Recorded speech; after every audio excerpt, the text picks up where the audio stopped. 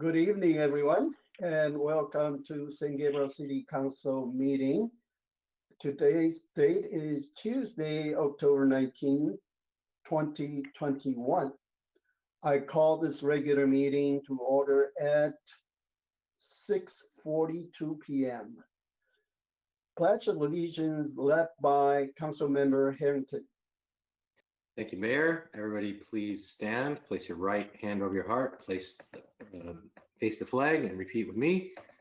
I pledge allegiance to the flag of the United States of America and to the republic for which it stands, one nation, under God, indivisible, with liberty and justice for all. Thank you. Thank you so much.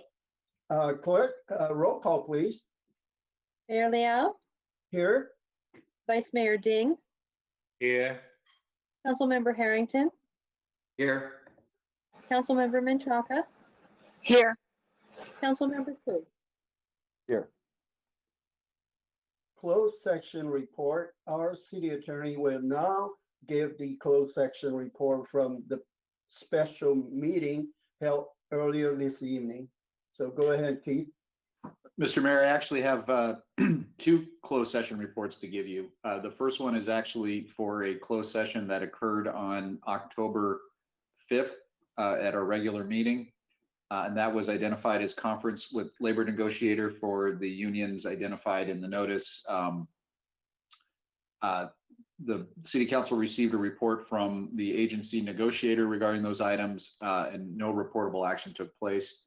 I also have a report to give regarding the special meeting that occurred prior to this meeting. Again, the city council met with labor negotiator regarding negotiations with the same labor organizations. And again, no reportable action. In addition, there was an item identified as a potential initiation of litigation for an undisclosed case. The city council received a report from the city attorney.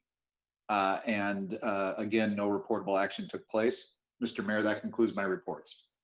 Thank you so much, Keith. We'll now have some announcements from our chief city clerk. Thank you, Mayor. Tonight's meeting is live streamed on cable channel 3 and our online platforms. Please email all public comments to cityclerk@sgch.org no later than the time the item is considered by the council tonight. Comments will be read for up to 3 minutes each. Comments received after the end of the comment section will be forwarded to the City Council after the meeting. If you wish to be added to the distribution list to receive City Council agendas, please email your request to cityclerk@sgch.org. Thank you, Sharon. Next item is the approval of the agenda order. Are there any objections to the agenda order? Hearing none, the agenda order is approved. Next item, please. Presentation A, Nurse Practitioner Week Proclamation. Mayor Liao will make the presentation and Carl Wary, Legislative Representative, West Los Angeles North Chapter, California Association for Nurse Practitioners, will accept the proclamation. Okay, thank you. Well, this is the National Nurse Practitioner Week. Whereas nurse practitioners serve as the trusted frontline providers of healthcare for patients in California. And whereas NPS advanced practice registered nurses who have advanced clinical education and training building upon their initial registered nurse preparation. And whereas there are 270,000 licensed nurse practitioners in the United States providing primary, acute, and specialty care to patients of all ages and walks of life. And whereas nurse practitioner diagnose, treat, and prescribe medication and other treatments to patients through a caring, patient-centered, holistic model of care. And whereas citizens of our state and nation have great trust in the high quality care nurse practitioner provide, resulting in over 1 billion patient visit annually to NPS across the country. And whereas 5 decades of research demonstrates the high quality of care provided by nurse practitioners. And whereas leading governmental and policy entities, including the National Academy of Medicine, National Council of State Boards of Nursing, and National Governors Association of Federal Trade Commission, have taken notice of the benefits of nurse practitioner, full practice authority, and have endorsed such a regulatory model. And whereas the city of San Gabriel is proud to recognize the honor, the service of nurse practitioners to our state. Now, therefore, I, Chen Ho Liao, Mayor of the city of San Gabriel, along with my city council colleagues, Vice Mayor Tony Dean, Councilmember John R. Hampton, Councilmember Denise Michaka, and Councilmember Jason Pu, in recognition of the countless contribution that nurse practitioner have made over the half century and will continue to make the health and well-being of citizens in our state. Hereby proclaim November 7th through 13th, 2021 as Nurse Practitioner Week in the city of San Gabriel, dated October 19, 2021.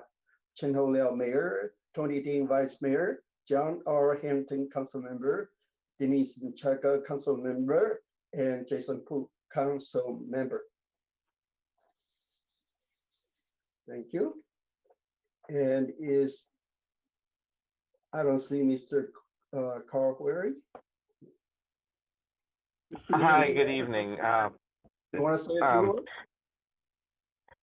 First, I would like to thank you, Mayor Chen Liao, and the council members of the San Gabriel City for this proclamation. San Gabriel is a city with a mission, and our mission as nurse practitioners in the state of California is the health and well-being of our fellow Californians. And we thank you very much for this proclamation, designating November 7th through 15th as Nurse Practitioner Week. This is a national celebration. I am representing the West Los Angeles North chapter of the California Association for Nurse Practitioners in accepting this proclamation from the city of San Gabriel. Sometimes in the general community, the term nurse practitioner may not be well known, and as discussed in the proclamation, we are advanced practiced or registered nurses who have built with additional clinical training and education upon our nursing degree to an advanced degree in order to provide safe and proficient care for the Californians.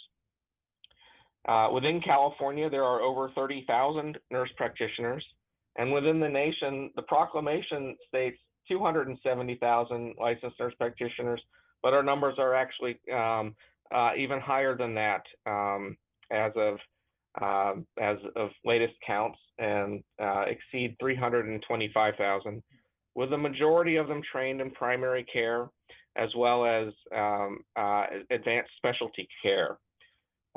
We hope to continue to contribute to the primary and specialty care for all of Californians.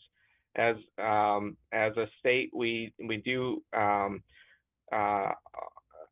there are shortages, especially outside the Los Angeles area, but even within the Los Angeles County itself, there are discrepancies in primary and specialty care. And again, we hope to be providers. We are included as providers among them, and hope to reduce that care disparity and bridge these healthcare needs of Californians. I apologize due to technical difficulties on my end. I do not have a presentation available visually to demonstrate some of those key points. But thank you for your patience, and thank you again for the proclamation. Happy to field any questions the public may have about our role as nurse practitioners, or you as a city or council members have as well. So any council member have questions for Mr. Wary? No, I see none. But, well, I just want to say, nurse practitioner actually doing a lot of good works because there's shortage of medical doctors. And so actually they can put up a lot of things that, that doctors can do. So we're very grateful that we keep our community health in a good place. And I just want to say, keep up the good work. And it's worthwhile to celebrate this Nurse Practitioner Week, just one whole week to celebrate in our city of St. Gabriel. And thank you.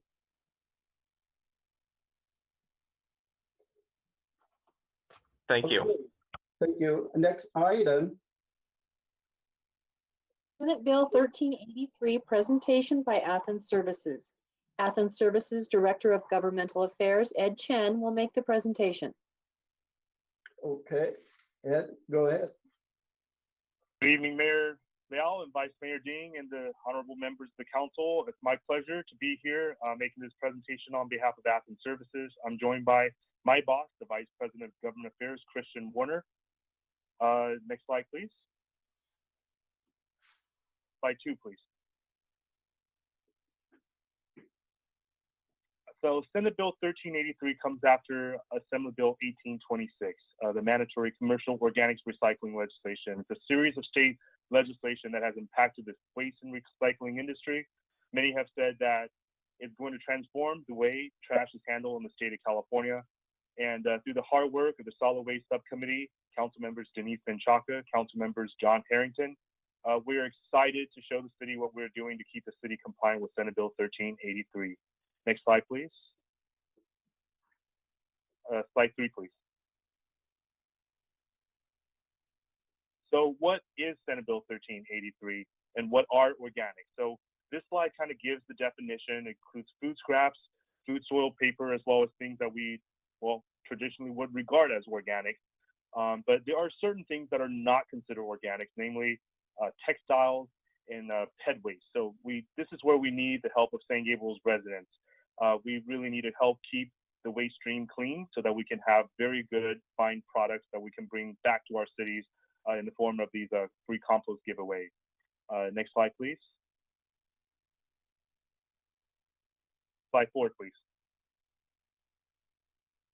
So the major areas of Senate Bill 1383 includes categories listed on this slide, and I'll be providing a very quick overview about what they entail in today's presentation. Slide 5, please. And the most important thing about this Senate Bill 1383 is that because the work has already been done, there is no change that's going to impact the single-family residential collection services in San Gabriel. You will continue to receive a 2-barrel automated collection program with mixed waste processing. The green waste, where you put your garden and a yard waste, will now be the organics barrel, where you will also deposit food waste. Next slide, please. Slide 6.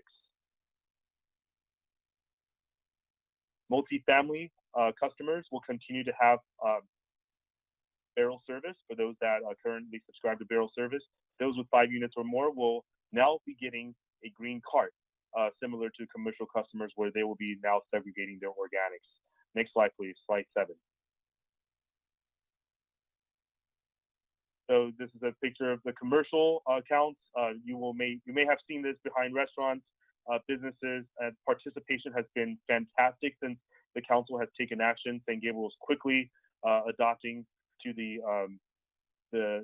goals set out by AB or Assembly Bill 1826. So we see a lot of commercial customers already embracing the use of these organic carts. Next slide, please. Slide 8. So here we're going to talk a little bit more about the enforcement and compliance aspect of 1383. So if you follow our Instagram, you may have seen this new Jeep we've added to our fleet. We're quite excited about it, but it's going to be the vehicle in which our route auditors will be riding in to participate in some lid lifting.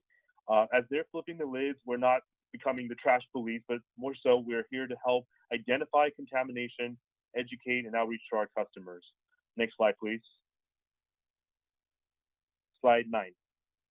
So we're also using data analytics software, leader Tableau, to bring together these disparate data from departments that used to work in silos. So these different route audit data will be directly fed into this very easy to read platform, user-friendly format that your city staff can monitor it in real time. The next slide, please. Slide 10.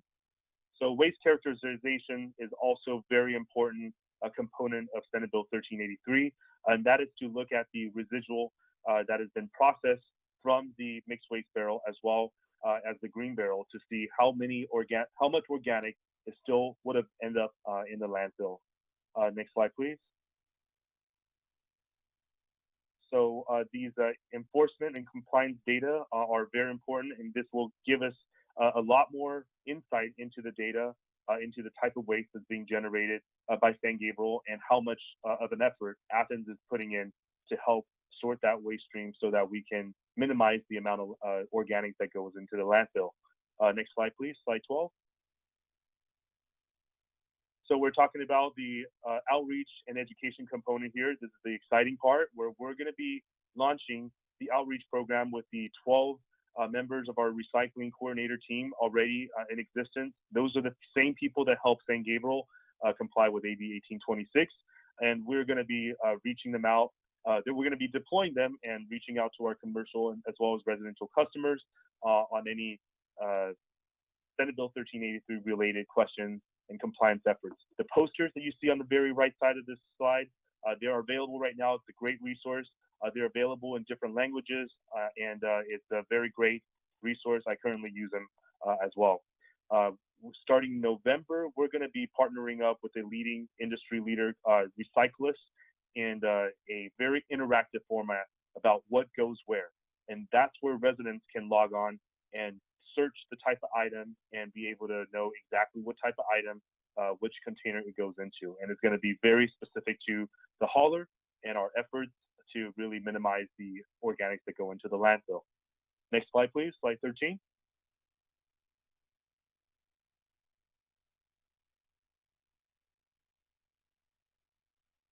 So this is a view of the app sheet. And as I said earlier, I know I see the chief on the line. I'm a big fan of Palantir as well as any other data analytics software from my other role. But certainly Tableau has really created a very applicable form to the waste industry. So this is a view of what our outreach specialists will be able to look at and be able to input. And all that data is going to be all fed into a very user-friendly format for city staff to be able to pinpoint and to locate. So a lot more data coming your way, a lot more transparency, and I think you'll find this this format very, very useful. Next slide, please. Slide 14. So again, these are all the different types of data and reporting that we're going to be putting together in that very user-friendly format using Tableau software. Next slide, please. Slide 15. So a major component of Senate Bill 1383 is food recovery, and its identification of the large edible food generators. So we actually have these generators already identified, but also the procurement requirement for RNG, renewable natural gas. That's something that we fill our fleet with, and we already have. We're going to help the city comply by the purchasing of these renewable natural gas that fuel our fleet. That picture on the right, if anybody can recognize which San Gabriel location that is the site of our former compost giveaway, and we'll be continuing to do 2 compost giveaway events per year in the city, and we're looking very forward to our next one and continuing to work with staff on bringing back these organic compost that the residents work so hard to segregate in their organics container. Next slide, please. So as mentioned earlier, the large edible food generator, there's an effort with the San Gabriel Valley Council of Government, which, we're going to be taking a regional approach since Athens has 11 out of the 14 COG cities that are participating in this program. We'll be helping the city identify. The great news is you do have some businesses that would fall into tier 2, but we obviously, as your hauler, are working hand in hand with those businesses, with our outreach specialists, and of course with the COG as we move forward in this process. So next slide, please. Slide 17. So in other events and other news, I think community cleanup as well as bulky item abandonment, bulky item collection continues to be something that we care very much about, and it's going to be going hand in hand with our organic outreach as well as the Senate Bill 1383 compliance efforts. We'll continue to do these partnership with the city of San Gabriel. So we thank you for all the great work that you put in. Go ahead to the next slide, final slide 18. We thank you for your attention. We thank you for your efforts. And Christian and I will be happy to take any questions. Thank you, Ed. And any council member have questions for Ed? I see Council Member Poole. Go ahead. Thank you, Mayor, and thanks, Ed and Christian, for coming and doing this presentation. My only question here is if you guys will be able to do the outreach that you're talking about in the various different languages that are spoken in our community. I think that's very important for, particularly for our community. Thank you very much for that question, Councilmember Poo. I actually designed the Mandarin poster for the posters that are available on that outreach slide. And I know there's a very specific word that in the Chinese language where we identify food waste. It's not a foreign concept. It's actually directly translated to kitchen waste. So I think we have not only myself, Tracy, who is a multilingual person on staff, but we'll have Spanish speakers, native speakers that are going to be reaching out to San Gabriel business owners, residents. So we're a company that hire from within our communities. We have a lot of local talent, and we're looking very forward to this process. So thank you very much for the question. Great, thanks very much. Okay, go ahead, Councilwoman Menchaca. Great. Well, nice to see you both, Ed and Christian. Thank you so much for this presentation and the ongoing communication with council as well as our residents. Not only did I have the question that Councilmember Pooh asked, and you've already responded. My other question is, I know in the past, Athens has always worked with Public Works. However, I would like to suggest that you also develop a relationship, maybe you have it already, but with our economic development team as well as our code enforcement. Reason being, our economic development team, they have a periodic newsletter that goes out. It's over 1,200 businesses, and I think it would be very helpful for them to know that this is taking place. And again, as much as you know, there's no silver bullet. It's always best to go through multiple ways of doing outreach. The newsletter also has translation. Also, the information goes out in multiple languages. So I think that would be a really good place for your company to use as a medium. Our code enforcement, or really our public information group. We have the City Beat, we have the Grapevine that seems to be very, very popular, but we also have through community services, our fall guide, our winter guide. But I think if you can just have, even if it's half a page, but just to let people know it's coming and how they can, get this information. Even the compost, which I thought everybody knew about. I'm still surprised how many people are surprised that we even do it or that you host it. So, please take advantage of all these opportunities since we are partners. And so it's taken time for us to kind of build these communication efforts. And we do, all types of social media too, but I think it's going to take a community effort between Athens and the city to make sure our residents know that it's coming. So thank you for that. Okay, thank you. And any others? I have a question. Okay, go ahead. Yeah, thank you, Mayor. Ed, is it possible? Well, first of all, thank you for the presentation. It was very informative. Um, I just wanted to see, is it possible to get a copy of the presentation? Do you have it that you could email us? And then also the posters. I think that'd be a great thing for people to push out as well. I think we have a lot of contacts. So if we have them digitally. Absolutely, sir. A city staff already has a copy, but I'd be happy to send out a PDF or the PowerPoint version of this presentation. And also to Councilman Chaka, thank you very much for, in the past, I know you've also helped promote our compost giveaway event. So we thank you very much for your efforts and your pointers. I've taken notes. Thank you. And any others? Yeah. Vice Hi. Mayor? Mayor. Yeah, go Yeah. ahead. Okay. Hi, Eddie. Thank you for this good presentation and update the new law for our community. And this is it's effective. From my understanding, not just for the commercial, also for the residential too, right?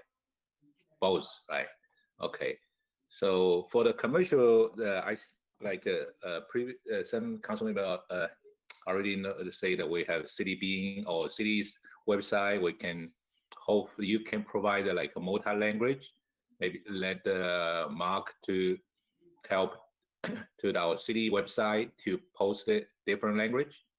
And for my personal, I suggest like maybe you know that like some Asia organization like the Asia Food Association, some restaurant association, even our Kiwani Club or Lions Club to help to if you have a multi-language, so we can help to the outreach for not just your company, the monthly bill too, you can put on that, but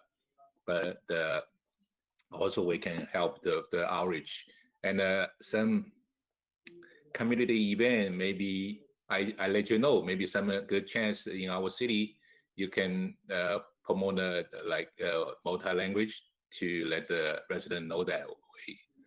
Hopefully the community can help each other get the compliance for the food waste. Yeah. Okay. Thank you, Ed. Thank you. Thank you, Vice Vice Mayor. Yeah. Thank you. Well, I just have a comment. It's been a while, I've been working on this SB 1383.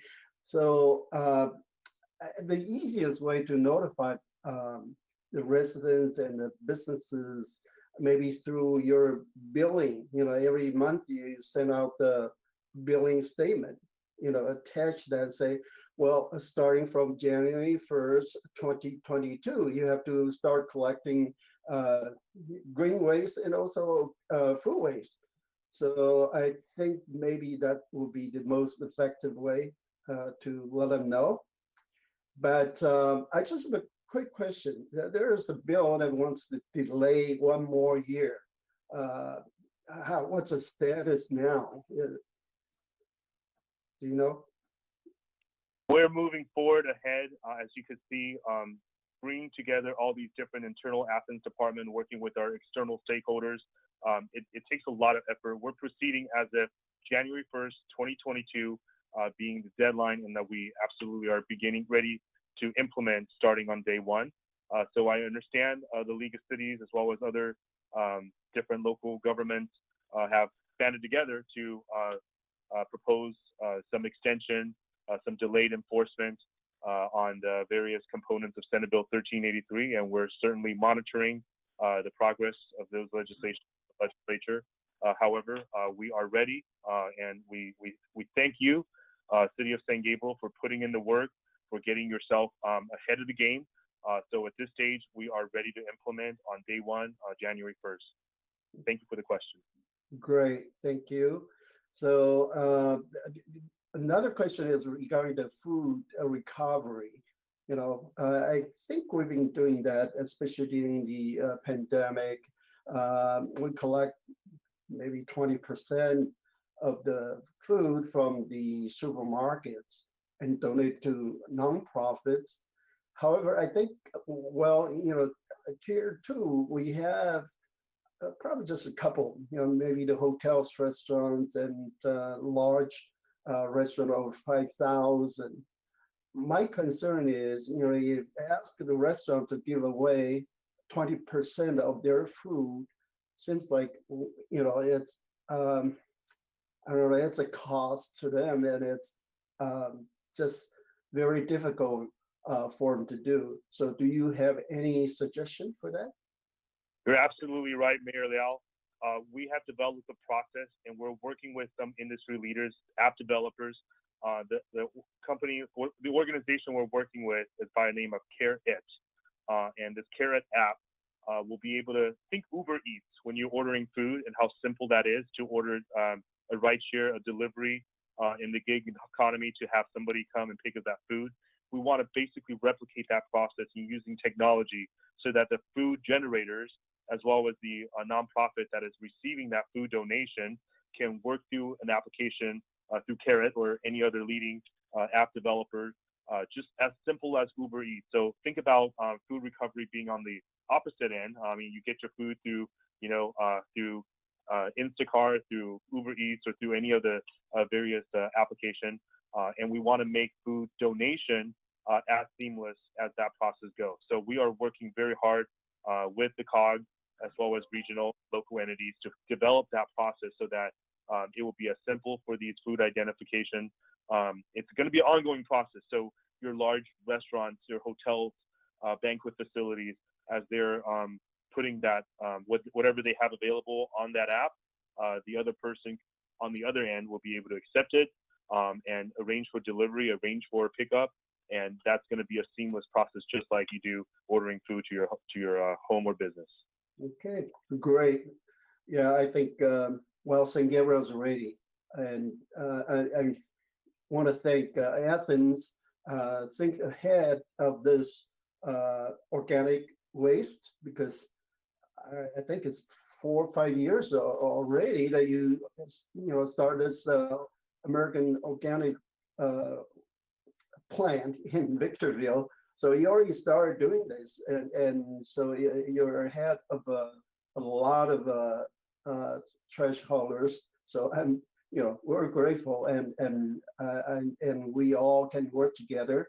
But I just want to ask you, one more thing about the residents, because they haven't done this before. So do you have any suggestion for food waste? Because a lot of, it's all kinds of stuffs in there. Do they need to double bags them and make sure they don't leak out all the liquids?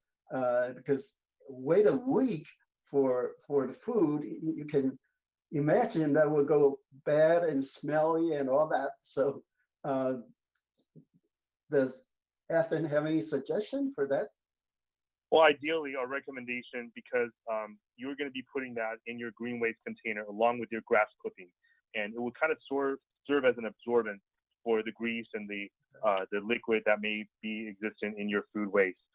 However, that plastic bag, if you were to bag your food waste in, that will become contamination that we'll have to sort out and we'll have to deal with at American Organics, our composting facility. So thank you for bringing that item up. I think, as stated before, this is going to transform the way people think about trash, people sort trash, or people deal with waste in the state of California. And we just thank the city of San Gabriel for being forward-thinking ahead of time. And we are ready to work through this. There's definitely going to be some kinks. There's definitely going to be some contamination. But as far as our effort go, we're here to educate. We're here to work with residents. Think not as a penalty or anything that's negative, but rather we're going to give multiple opportunities and to work with the residents. And if in the event that a resident just refuses to participate, we'll then have to charge a fee of some sort that will basically allow us to help with the contamination, with the cleanup, and processing a more hard to handle load. But that all is going to be worked out I think in a subsequent reading to the council with regards to the organics ordinance that all the cities are developing throughout the state. So we're looking very forward to working with the city as we continue this process to make it a very smooth one since we're making transformative changes in the way how trash is being collected. So again, thank you all for your leadership. Yeah, thank you, thank you. And you just brought up a good point. You know, I'm not supposed to put a plastic bag, and because you have to sort it out, and it's just one extra work, and that's the reason I'm asking. Is better to put in a paper bag? I don't know, a paper bag I would consider as organic waste. Yes, that would be better. Food soil paper will be. Okay. All right. Thank you. Thank you for your great presentation. And we all appreciate your great service to our city. And nice to see you both, Ed and Christian. Thank you. All right. Thank you. Good night. Good night.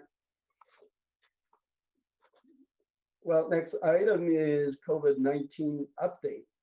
And the presentation will be made by both chiefs, fire chief and police chief. I guess go ahead with Fire Chief Wallace first. Well, thank you, Mary Lau. Good evening, Vice Mayor Ding and members of the City Council. It's Steve Wallace, Fire Chief for the City of San Gabriel, and I'm going to give you an increasingly brief COVID update tonight. In LA County, the 7-day test average has now dropped as of this afternoon to 0.82%, which is pretty amazing considering where we were a few months ago. Our hospitalization rate also continues a very steady and consistent decline, with just about 600 people hospitalized at this point. And if you can remember, during the height of the surge, we had 8,000 plus hospitalized. So we're moving in a great, great direction. Specifically within the city of San Gabriel, we have a total of 3,660 cases with 211 fatalities. We're very, very grateful to report that since our update last week, there have been no new deaths in the city of San Gabriel from COVID infections. Vaccination rate in the city continues to climb and has reached 88.7%.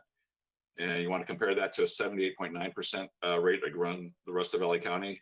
Citizens of San Gabriel are doing exceedingly well. And there's no impacts currently on fire operations due to the pandemic, and our service delivery is at 100%. With regard to our skilled nursing facilities, they've kept the incredible record of no new infections and no fatalities in either patients or staff in either of the facilities within the city.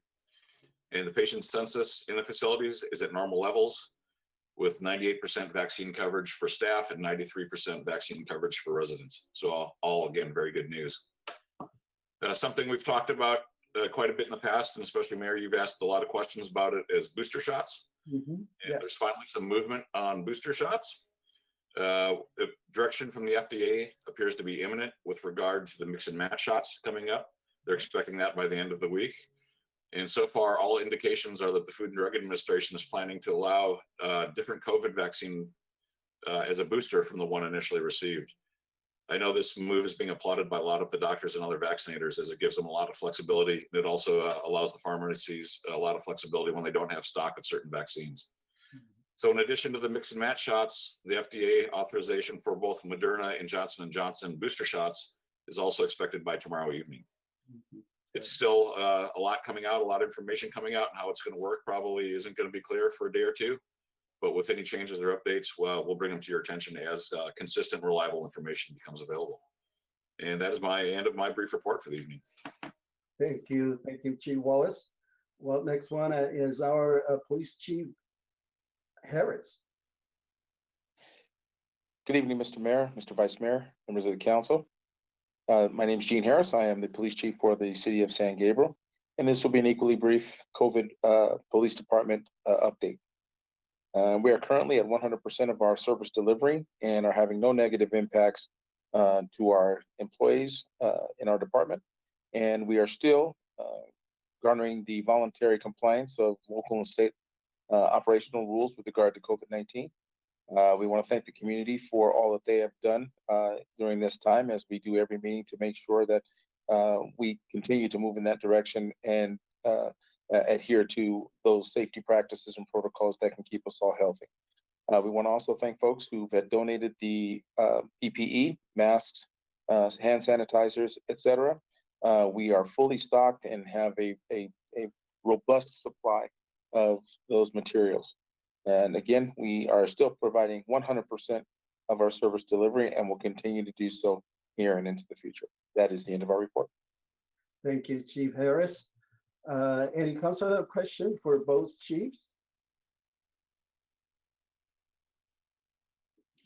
Well, I'll just have a quick question because AYC is going to have work with the LA County Health Department and have a mobile unit at the Mission Playhouse parking lot. And so I think they're gonna give is the Pfizer booster shots. So for, as I understand, majority of our community members, they took Moderna, and right now, I guess it's okay for them to take Pfizer. But if the Moderna booster came out, that's even better. But I've heard the booster for Moderna is only half the doses. Do you know that, or have you heard that? Because it's just too strong, and you know, this is what I heard. Yeah, thank you, Mayor, for the very poignant and timely question. I don't have specific information on what the dose strength will be that's up for approval from Moderna. I'll certainly look into it. We can have staff look into it and follow it. And when it does get approved, we'll make a note of what dose strength they're putting out there and try to come back to you with some better information. Okay, thank you. Yeah, of course, you know, the stronger the better, and you give you more antibodies and immunity. But however, I've heard if it's too strong, you've got more side effects. See, that's a problem. But anyway, oh, you know, it's a good news, mix and match, and we're ready for third shots. So thank you so much. Next item is public comment. Thank you, Mayor. This is the time set aside for members of the public to address the City Council on items of interest that are not on the agenda but are within the subject matter jurisdiction of the San Gabriel City Council. We do have 7 comments tonight. The first is from Sue Fitzsimmons and reads as follows. I am a 70-year resident of San Gabriel, and as a resident, commissioner, and block captain, I have many concerns about our city, not only for our first responders, but for the overall well-being and the future of San Gabriel. As a resident, I have the right to express my opinion. Some of the council members may not agree with me, but I don't always agree with them. On Friday night at the Dumplings and Beer Festival, I had the opportunity to talk with Jason Poo. Initially, it was cordial, but it turned quite the opposite. He was upset at my comment at a prior council meeting about the police department, and they're not receiving pay raises and the department losing many good officers. Jason was very agitated and asked me how I got my information on the police department. I told him I do research, but that was not good enough. He demanded that I give him names of people I talked with 3 different times. He said I don't know the whole story. He was also very angry at the police officers in the beer garden. They were just standing around, and he does not pay them to stand around. I asked him, why don't we have a second Starbucks in the city? And he snapped back saying he has been working on it for a year. I also asked why we have so many empty business on Las Tunas and San Gabriel Boulevard. And again, he snapped that he has been working on it. He made it sound like we have only 1 council member. As residents, we have the right to be informed of city matters, good or bad. It is also my duty as a resident, commissioner, and block captain to stay informed and to inform my fellow residents. I will not be intimidated or bullied by any member of the city council based on my public comments. The next comment is from Alice Moffett and reads as follows. My name is Alice. I am a 60-year resident of San Gabriel. On Friday at the Dumpling and Beer Festival, I was a volunteer at the SGK9 booth. Chin-Ho walked up to the booth and was looking to talk with Sue Fitzsimmons about her comment at the City Council meeting regarding the California State Auditor's report of high-risk instability of the City of San Gabriel. Chin-Ho said he had a discussion with the other members of the City Council and she should not have mentioned this report as the residents should not know about this report as it causes confusion about our city. I spoke up and told him it was in the newspaper, and he said not many people read the newspaper. I also said it was on TV, radio, and internet. As a longtime resident, I felt his comments were unprofessional, especially in front of numerous people and at a city event. Thank you. The next comment is from Maria Parker and reads as follows.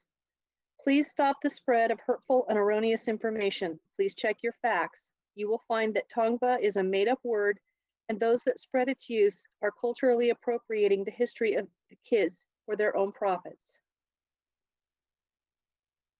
The next comment is from Fox Star and reads as follows. I'm tired of not seeing the indigenous people not honored on their ancestral lands. Do the right thing and acknowledge them. Honor the kids by including them. The next comment is from Ruth Roca. My name is Ruth Roca. I am the daughter of Vera Roca, Chiefess Yaana of the Gabrielino Shoshone Nation. On behalf of my mother, who is deceased, and on behalf of her efforts and struggles for many years to acknowledge that Gabrielino Shoshone and Gabriel Kiz Nation are true descendants from all of the Los Angeles Basin, Catalina, and Channel Islands to Northeast San Bernardino. It is also to express that there are groups such as Tongva that do not represent all of the Gabrielino. This group was formed in the 1990s as a way to succeed archaeological monitoring jobs and receive federal recognition. It has come to the attention of many descendants that the term Tongva is being adopted to generalize all Gabrielino, and that the falsehood of this term is being used as a people, place, or thing. It is not found in any of the languages and is perpetuated in the teachings of Native American studies in school and universities.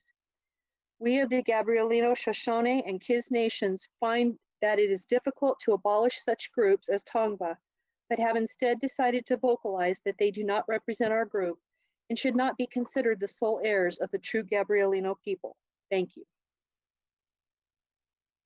The next comment is from Andrew Salas and reads, please see attachment. Hopefully the city will research the truth so that we together call Hilda past.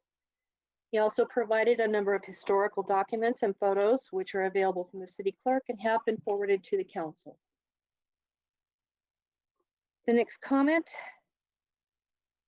is from Debbie Kilgore and reads as follows. Hello, City Council members. I am sending a thank you for the National Nurse Practitioner Proclamation. I am an emergency ambulatory care nurse practitioner. I attended the University of Texas Herman Hospital in Houston, Texas. I graduated in 1981 with only a certificate. No special licenses need then except a registered nursing license. As a nurse, it is rewarding that the role keeps developing. Being in the field of nursing since 1968 and retiring in 2018, even today, I still am a nurse. And Mr. Mayor, that concludes the comments. Thank you, Sharon. Next item, please. Consent calendar. All items listed under the consent calendar are considered routine, and recommendations will be approved in one motion unless a member of the City Council or public requests separate discussion. We have not received requests from the public to pull any items. Okay. Would any council member like to pull an item for a separate discussion? Yes, Mayor. I'd like to pull item A2 for 2 quick corrections and items E and F for a couple of quick questions. Okay. Well, do I have a motion for those changes? No, I believe I just want to make some clarifying corrections for the minutes. Yes. So go ahead. Go ahead, Councilman Pope. Okay. So for the minutes of the meeting of October 5th, just wanted to make a couple of quick corrections in my council comments there that so it reads that I thank Councilmember Machaca for congratulations and stated he looks forward to, and if we could change the next word from meeting to engaging a new wave of elected officials of API, and then the next word descent, I believe, should be spelled D-E-S-C-E-N-T rather than D-C-E-N-T. And those are my corrections for that. Should I proceed with item E, Mayor?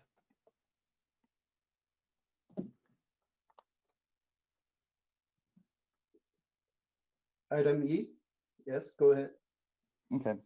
So on this, I had a question here on this budget update on page 2 of the staff report. It appears that we have an excess of overtime in the police department due to COVID-19 clinics. And I was wondering if we will be able to seek reimbursement for this COVID-related overtime from, I think it's either the state or the federal government that is providing that kind of reimbursement for COVID-related expenditures. Good evening, council member. That's a good question. The first thing that comes to my mind is some of the expenditures we applied use of our CARES money, and so but it's something we can definitely look into. I know there's FEMA money that's still out there that we can still claim, and it's something that we can definitely look into. Okay, I mean, you know, this is $442,000, and I'm sorry, Linda, did you want to add to that? Yes, I just want to add a comment. There are a portion of the police department overtime that have already been reimbursed. Those were vaccination clinic that we helped at the Cal State LA. So we have already been reimbursed by them for the portion related to that. So that's a large portion of the police overtime. Okay, great. Yeah, that's what I was looking for, because I think that, you know, this is just on the expense side, and we don't see, you know, on the revenue side whether that's being reimbursed. And then you know, Will's point is also well taken. I guess if we had already allocated some of this expenditure with respect to the CARES money, I take it then we would not be able to seek reimbursement from some other source. Is that correct? Yeah, that would be correct. You know, obviously we couldn't double charge it, but the CARES money I know was a lot more open in how we could use the money. So so these ones are more COVID specific that haven't already been reimbursed by some other funding source, then it's something that we can look into. Right. I mean, obviously, to the extent that, you know, we are reimbursed from some other source, you know, specifically for COVID-related expenditures, then, you know, that frees up some of that CARES money for other uses. So thanks for providing that detail. And then I just wanted to check on what the status of, there's a report here about the Prop 68 grant for, I believe this is the Smith Park pool project. Is that correct? And I just wondered what the status was of that grant right now. Thank you, Councilmember Pu. This is Director Perez, Community Services Director. We don't have an update at this point.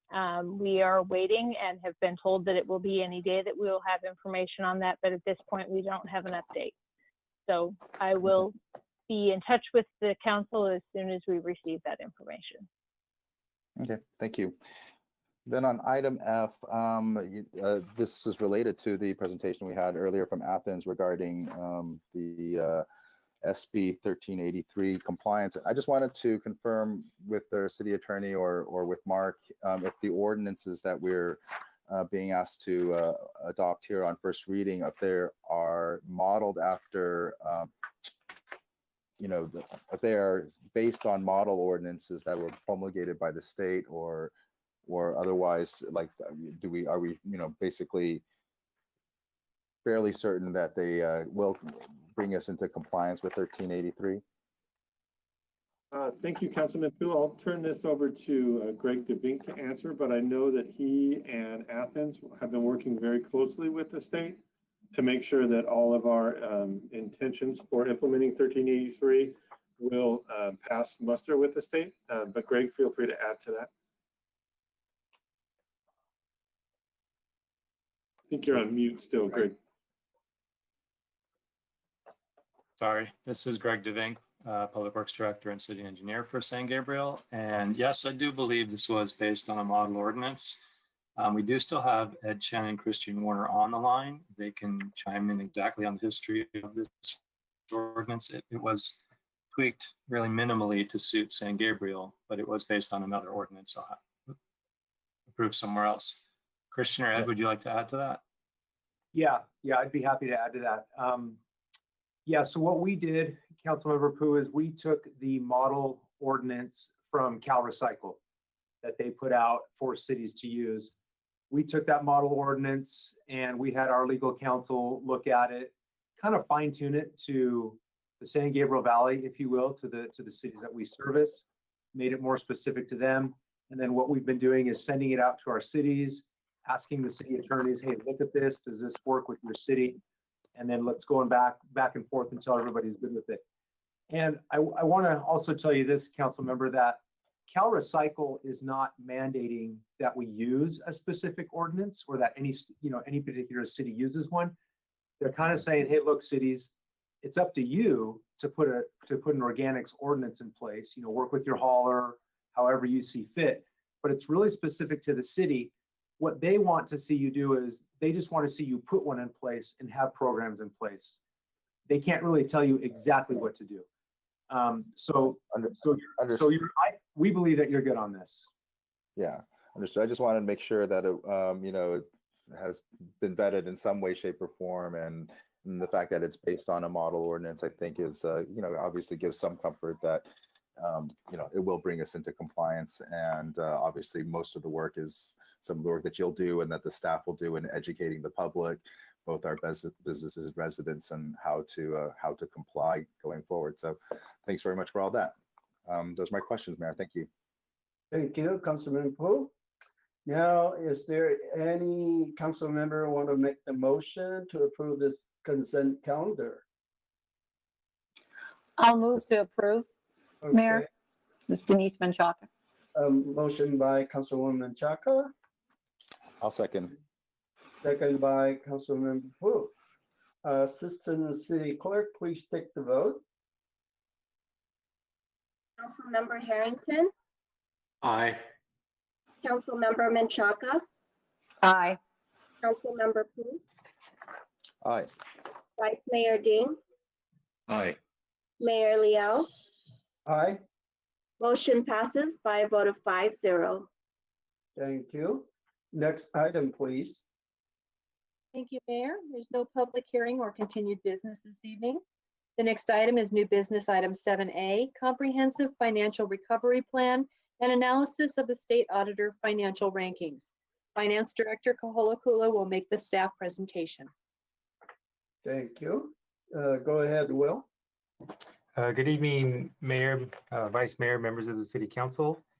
As the City Clerk said, tonight we'll be doing a presentation on the Comprehensive Financial Recovery Plan and an analysis of the California State Auditor Fiscal Rankings. Slide 2, please. To provide a little bit of background information to the presentation, in February 2020, the California State Auditor was directed to perform an audit of the city of San Gabriel. Over many months of the audit and interactions with city staff, on April 27, 2021, the California State Auditor provided the city their completed audit report. In June 2021, the City Council approved a corrective action plan for the 12 recommendations that were outlined in the state audit report. The most notable corrective action plan is the development of a comprehensive financial recovery plan, which we'll go over tonight. And then as an update, the California State Auditor provides their annual rankings of cities. And in August 2021, the California State Auditor published their fiscal health of California cities, with San Gabriel, where we ranked as number two worst. Next slide, please. Slide 3. So the purpose of tonight's presentation is to discuss the state auditor fiscal rankings and the issues that there are with the rankings. Also to discuss the San Gabriel, to take a deep dive into San Gabriel's state fiscal ranking, as well as to go over the comprehensive financial recovery plan. There'll be a recommendation for the City Council to adopt the comprehensive financial recovery plan. Slide 4, please. So the state auditor attempts to rank all 482 cities in California, taking a 30,000 foot level, one size fits all approach. So some of the issues that come along with taking that approach is one is the data that they use is outdated. It's 14 months old. So the rankings that were published in August of 2021 are based on financial information from June 30th, 2020. So since those financial statements have been published, the city has already completed another fiscal year and adopted a budget for the following fiscal year. So we're literally 2 fiscal years ahead of where those August 2021 rankings came from. So in June 30th, 2021, for this fiscal year that's ending, we're projecting a net increase in the city's fund balance of over 7 million with the big help of the ARPA money. That fact is not considered in the state auditor's rankings. And then on June 15, 2021, the city council adopted a general fund budget with a surplus of over 4 million.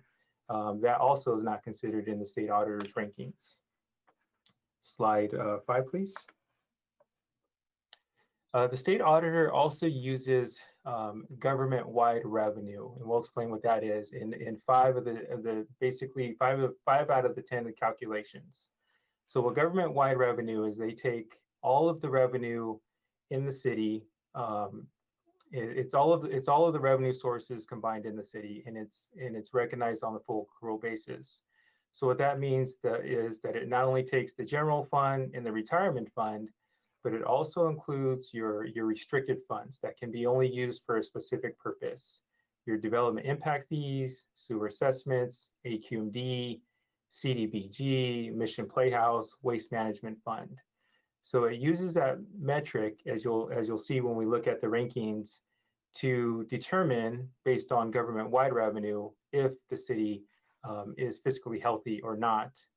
Whereas our main operating fund, which funds 95% of our CalPERS and 100% of our OPEB benefits, is funded from the retirement fund and the general fund.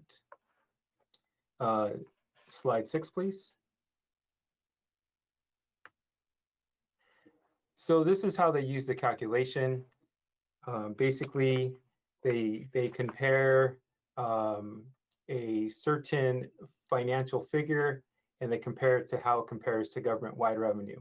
Their thinking is, if it's a small percentage of government-wide revenue, then the cities are probably in good shape. Whereas government-wide revenue, as you'll see on the next slide, can fluctuate up and down for a whole lot of reasons. If we would get a big grant that's restricted for a specific purpose, that would increase government-wide revenue. It really it's really not relevant to the city's fiscal health. And they use it in these 5 financial indicators. Here, they use it in 2 in the pension indicators, and also in 3 in the pension indicators, and then 1 in the OPEB indicator. Slide 7, please. So in the August 2020, the city of San Gabriel was ranked number 21. And then August of 2021, we were ranked number 2. So we dropped 19 spots. And what happened? We're still kind of operating. We're actually still operating as we always have, and our revenues are slowly improving. We had a general fund surplus, but really what happened was our government-wide revenue went down by nearly over $70 million. So in fiscal year 2018-19, our government-wide revenue was $117 million. So when they compared all of those other financial indicators to our government-wide revenue, the state auditor is like, oh, they have a lot of government-wide revenue, so they're in good shape. But in fiscal year 2019-20, the government-wide revenue was only $47 million.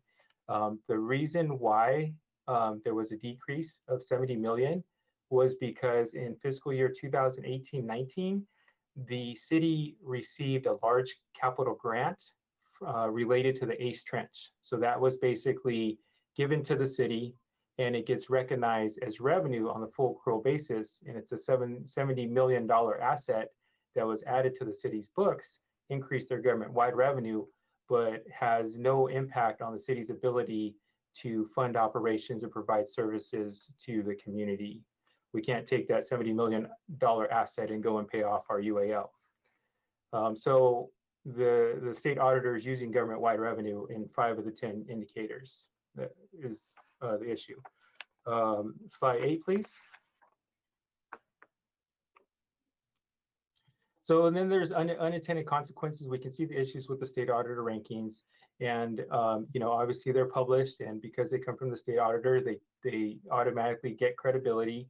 So the stakeholders in the city see these rankings, and not knowing the insides of the financial information or how they're calculated, they come to assumptions, as well as financial institutions. When as we would kind of talk with financial institutions, they will do a Google search and they will see the ranking, and automatically that would kind of say, you know what, we have other clients that we could look at. When a city or an agency wants to get a ranking, you know, many times if you want to issue a bond, you'll go out there to a bond rating agency like S&P Global, Fitch Ratings, and they will do a comprehensive, holistic look at the agency. They will look at multiple pieces of information. The state auditor uses 2 pieces of information.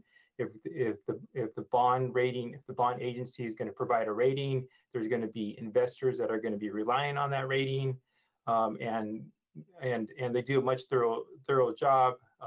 They'll actually go into committee to discuss and roundtable, and then come out with a rating. So much different than what the state auditor does. So those are the issues with the state auditor fiscal rankings. And now we'll get into on slide 9, please. Now we'll get into the ranking, or the ranking for the city over this last state audit.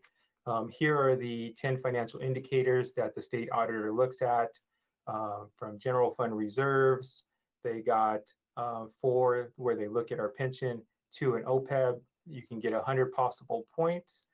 San Gabriel scored 29.37 points, and then they'll give you a risk ranking, low, moderate, or high. And these rankings were published in August of 2021 based on financial information as of June 30th, 2020. Slide 10, please. So the first indicator is our general fund reserves. And as the council is aware, that our reserves have been spent down, which we're in the process of rebuilding.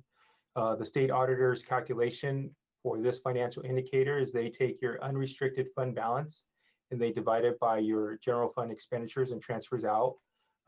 Currently, as of June 30th, 2020, our unrestricted fund balance was a negative 8.1 million. So that garnered us 0 points for this category.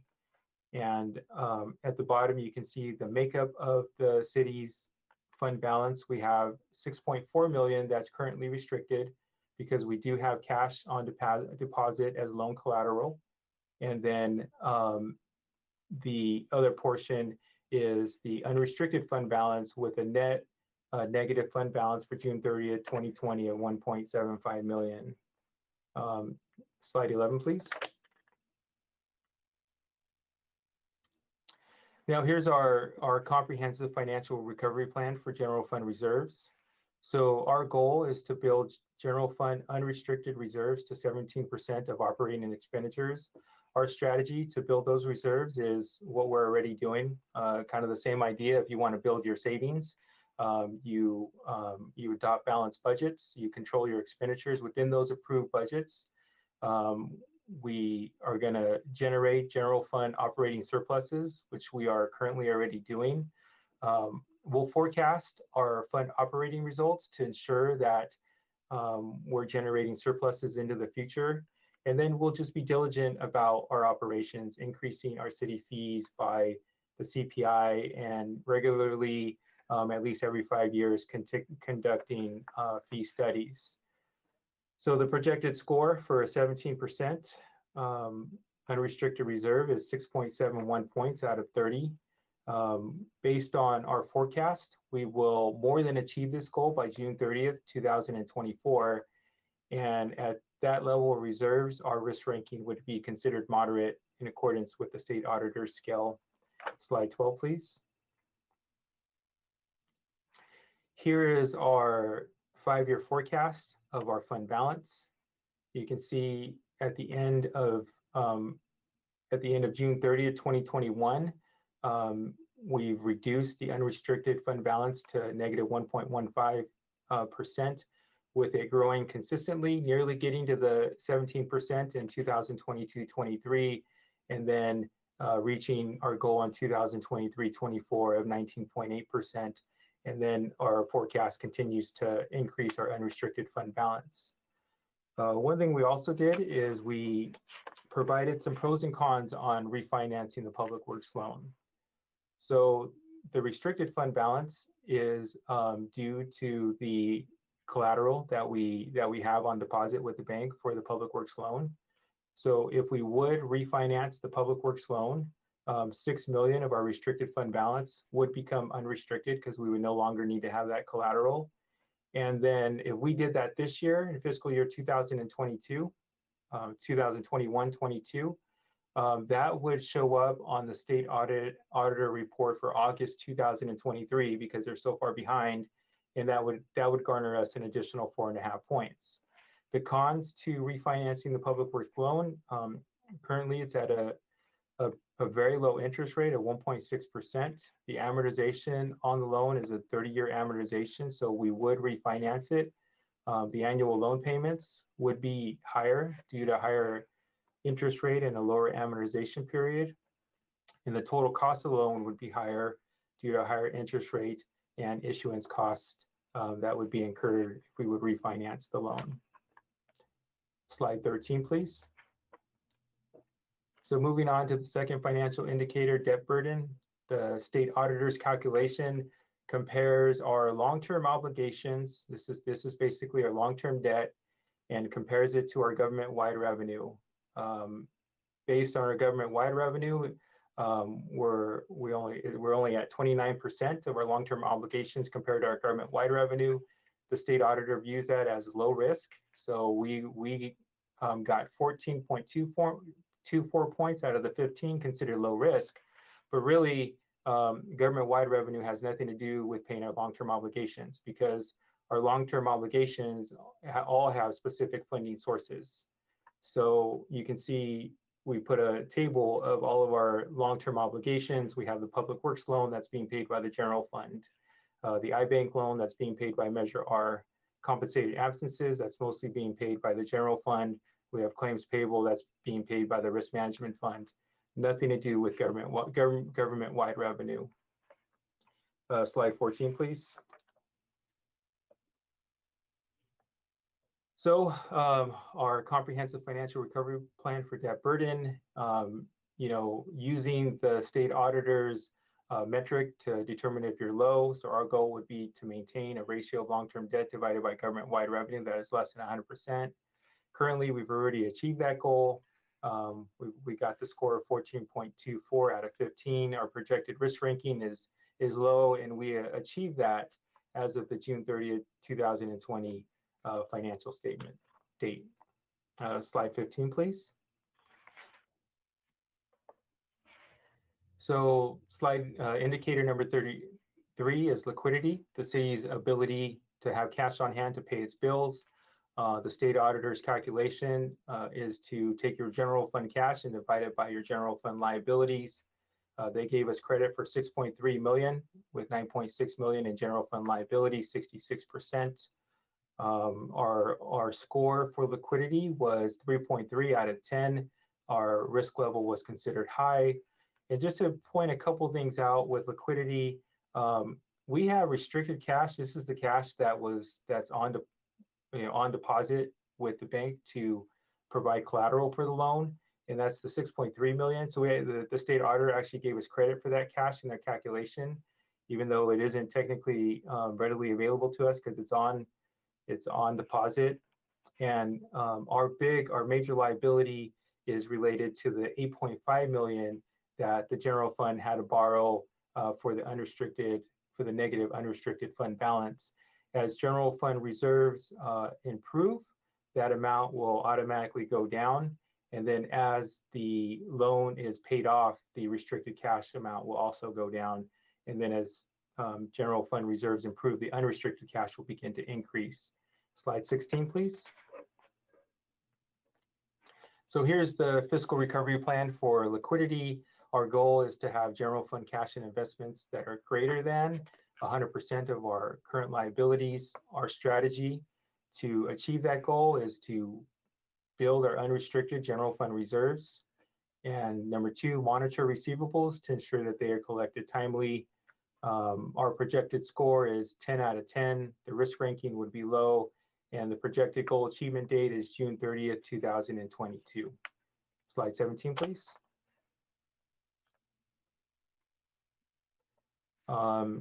Indicator number 4 is the revenue trends. The state auditor looks at 3 years of revenue trends to see if your revenues are going up or going down. For the period that they rated us, we had a average of a 4-year revenue increase. So we got 3 out of 5 points. That's considered a moderate risk level. One thing I wanted to point out in the state auditor score, another issue with the state auditor score, scoring scale in my mind, in order to get a low risk, you have to average greater than 10% in revenue increase for a 3-year period. And we're a municipality. Our revenues normally are just growing up, increasing incrementally. We're not a technology company where we're issuing new software where our revenues are above 10% over a 3-year period. So to reach that 10% seems a little bit non-practical to meet that low risk. But slide 18, please. But our plan for revenue trends our goal is just to continue to grow revenues incrementally on a consistent basis. The strategy to meet that goal is to increase our city fees by CPI and conduct formal studies in our city fees. And number 2 is currently what's going on, engaging in economic and community development. Projected score, which we've currently already achieved, would be 3 out of 5. The risk ranking would be moderate, and the achievement date, we've already achieved that goal as of the financial statement date of June 30th, 2020. Slide 19, please. So the state auditor uses 4 indicators to rate your pension cost. And so here are the 4 indicators. One thing I want to point out is in 3 of these 4 indicators, they compare whatever they're comparing to government-wide revenues. Item number 6 is probably the most relevant gauge of our pension health, is where they'll take the value of your pension assets and divide it by your accrued liabilities to see what level of funding you are for your total pension. As of 2020, we were at 68%, with the increase with the high rate of return from CalPERS of 21.3. That depending on what they do with the discount rate, that's automatically going to increase our funding level. But what the state auditor doesn't take into consideration, we're one of the few cities in the state who have a dedicated revenue to pay for pension costs. And so, our concern is whether that dedicated revenue for pension costs is going to be enough is going to be enough. So slide 20, please.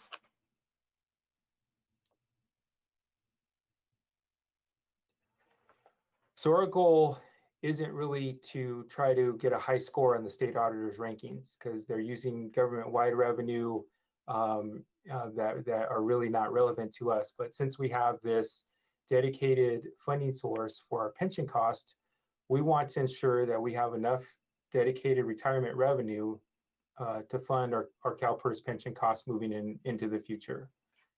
And so our strategy is to forecast our future retirement revenue and our future pension costs and determine if the funding is sufficient. If it's not, so if it is sufficient, then we'll say at that point in time when we've measured it, our pension costs are good and we're funded. If they're not, then the general fund will have to make up the shortfall. So we'll have to include that in our 5-year forecast. And then we can consider possibly other options to possibly lower our pension costs, whether it be a pension obligation bond, short-term borrowings, or making additional discretionary payments. And then finally, as CalPERS publishes their actuarial reports, we will continue to update the forecast to determine whether we have enough pension funding to pay for our future retirement costs. Our projected risk rating and score, it's not really applicable because the state auditor doesn't take into consideration a city like us who has a dedicated funding source for their pension cost.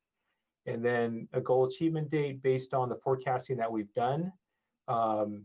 We do have enough pension funding to pay for our future pension costs. Slide 21, please.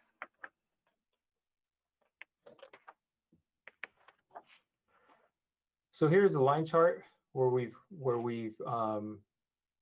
just illustrated the future pension costs and the future pension funding. The black line is the pension revenue. So you can see the black line is consistently increasing as our pension revenue will. The pension costs are increasing and then they will eventually decrease as we pay down our liability and as more members are enrolled in the PEPRA formula. As we've done these forecasts, we did identify that there are 2 years where, based on conservative estimates, full funding of our personnel and 2% increases in our retirement revenue, that we will be short in total for those 2 years about 1.15 million.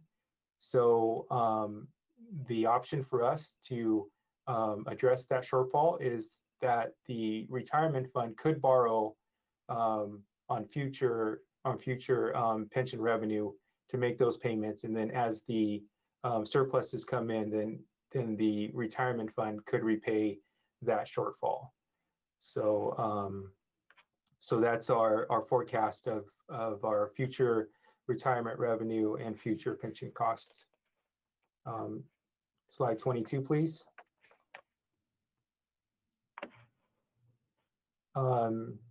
Next, the state auditor has 2 indicators for our other post-employment benefits.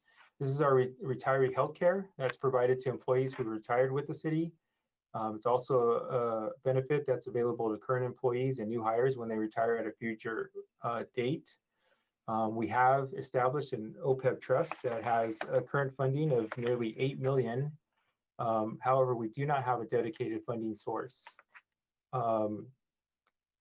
State indicator number 9, the OPEB obligations. Once again, the state auditor is using government-wide revenue. So they're taking our net OPEB liability and comparing it to government-wide revenue. If the net OPEB liability is a lower percentage of your government-wide revenue, as it was in 1819, then their assumption is that you're in good shape. Our score came out 4.24 points, which is considered moderate risk.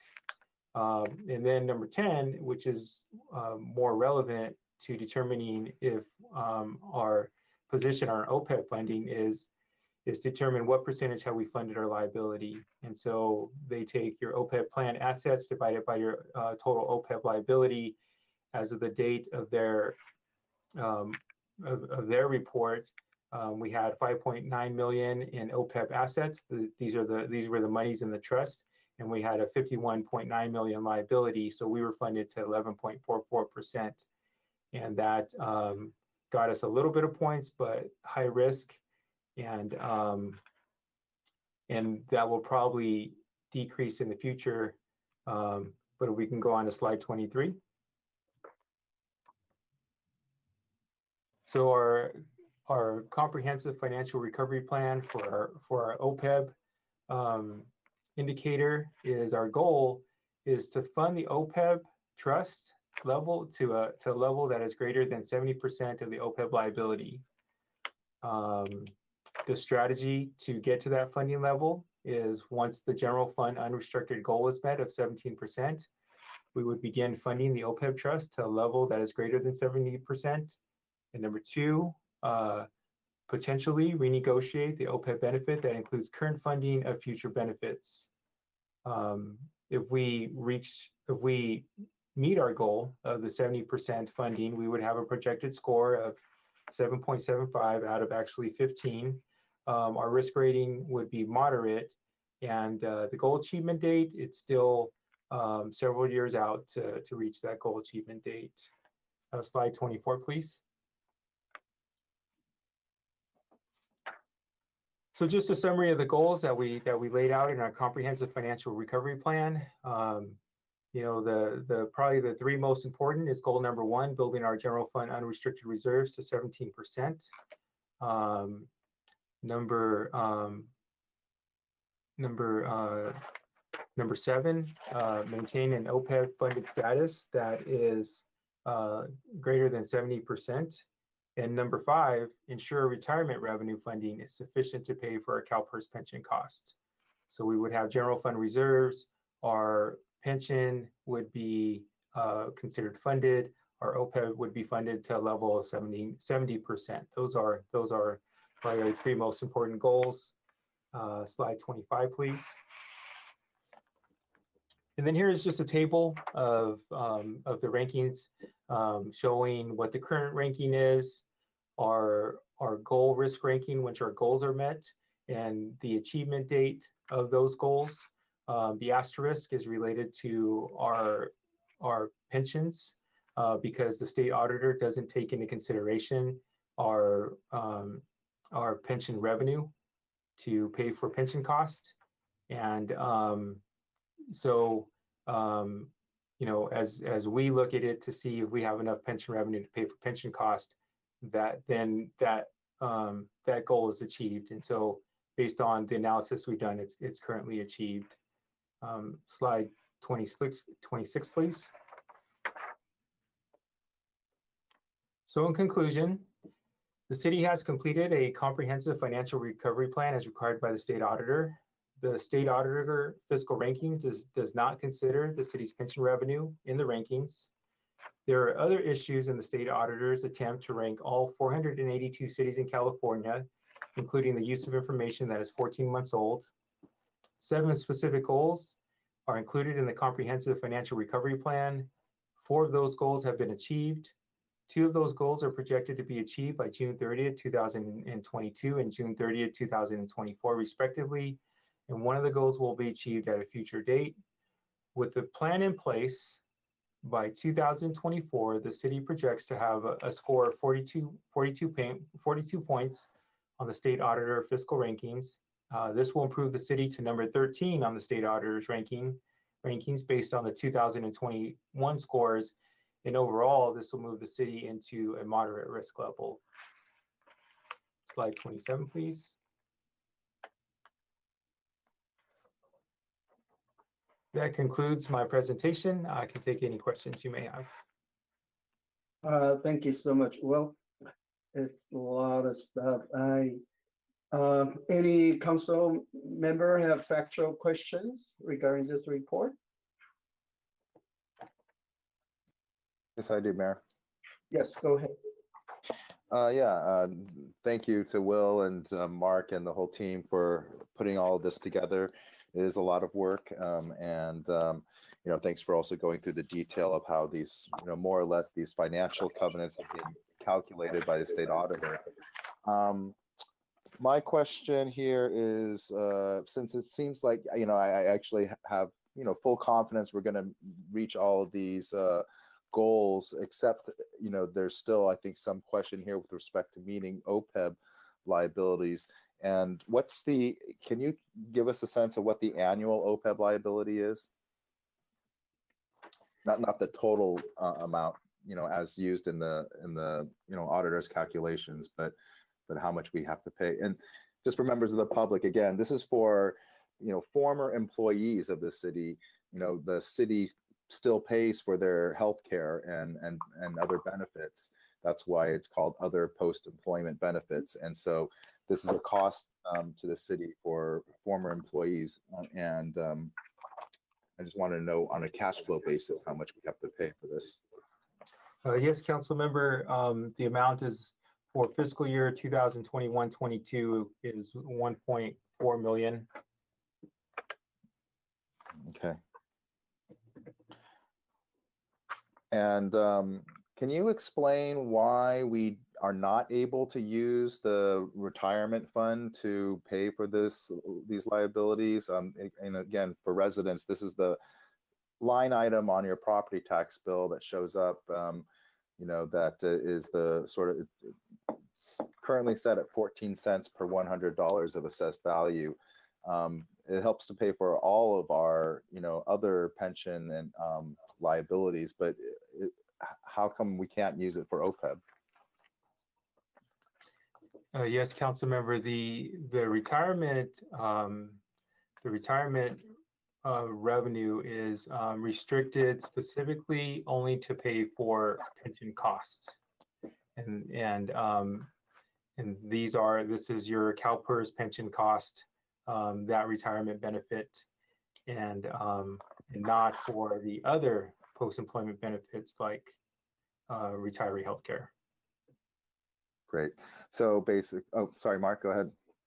Thank you, Councilman Pill. I would only add to what Will said by saying our retirement tax isn't sufficient to cover those OPEB benefits at this time either. So regardless of whether we could legally use those funds for OPEB, we're using some fund balance from that retirement tax to pay for our pension costs this year and next year. Great. Okay. Thank you. Just want to sure. Please, Sure. Mark, can you tell us what's the pension cost and also the retirement fund? What's the difference now? I know it's we're not able to cover that, but is what's the actual numbers? Are we short of 1 million every year or something like that? Thank you, Mayor Liao. No, we are not short by that much. We have a fund balance in the retirement fund of about $500,000. Our costs are about $9.4 million. That's fully funded, and which we don't anticipate that will be fully. When I say fully funded, I mean that we'll have a full staff. When every time we have a vacancy, that reduces our amount. But in our budget, it's 9.4 million for a full staff, and our revenue for the year is 8.9 million. So we're almost exactly short by the amount of our fund balance.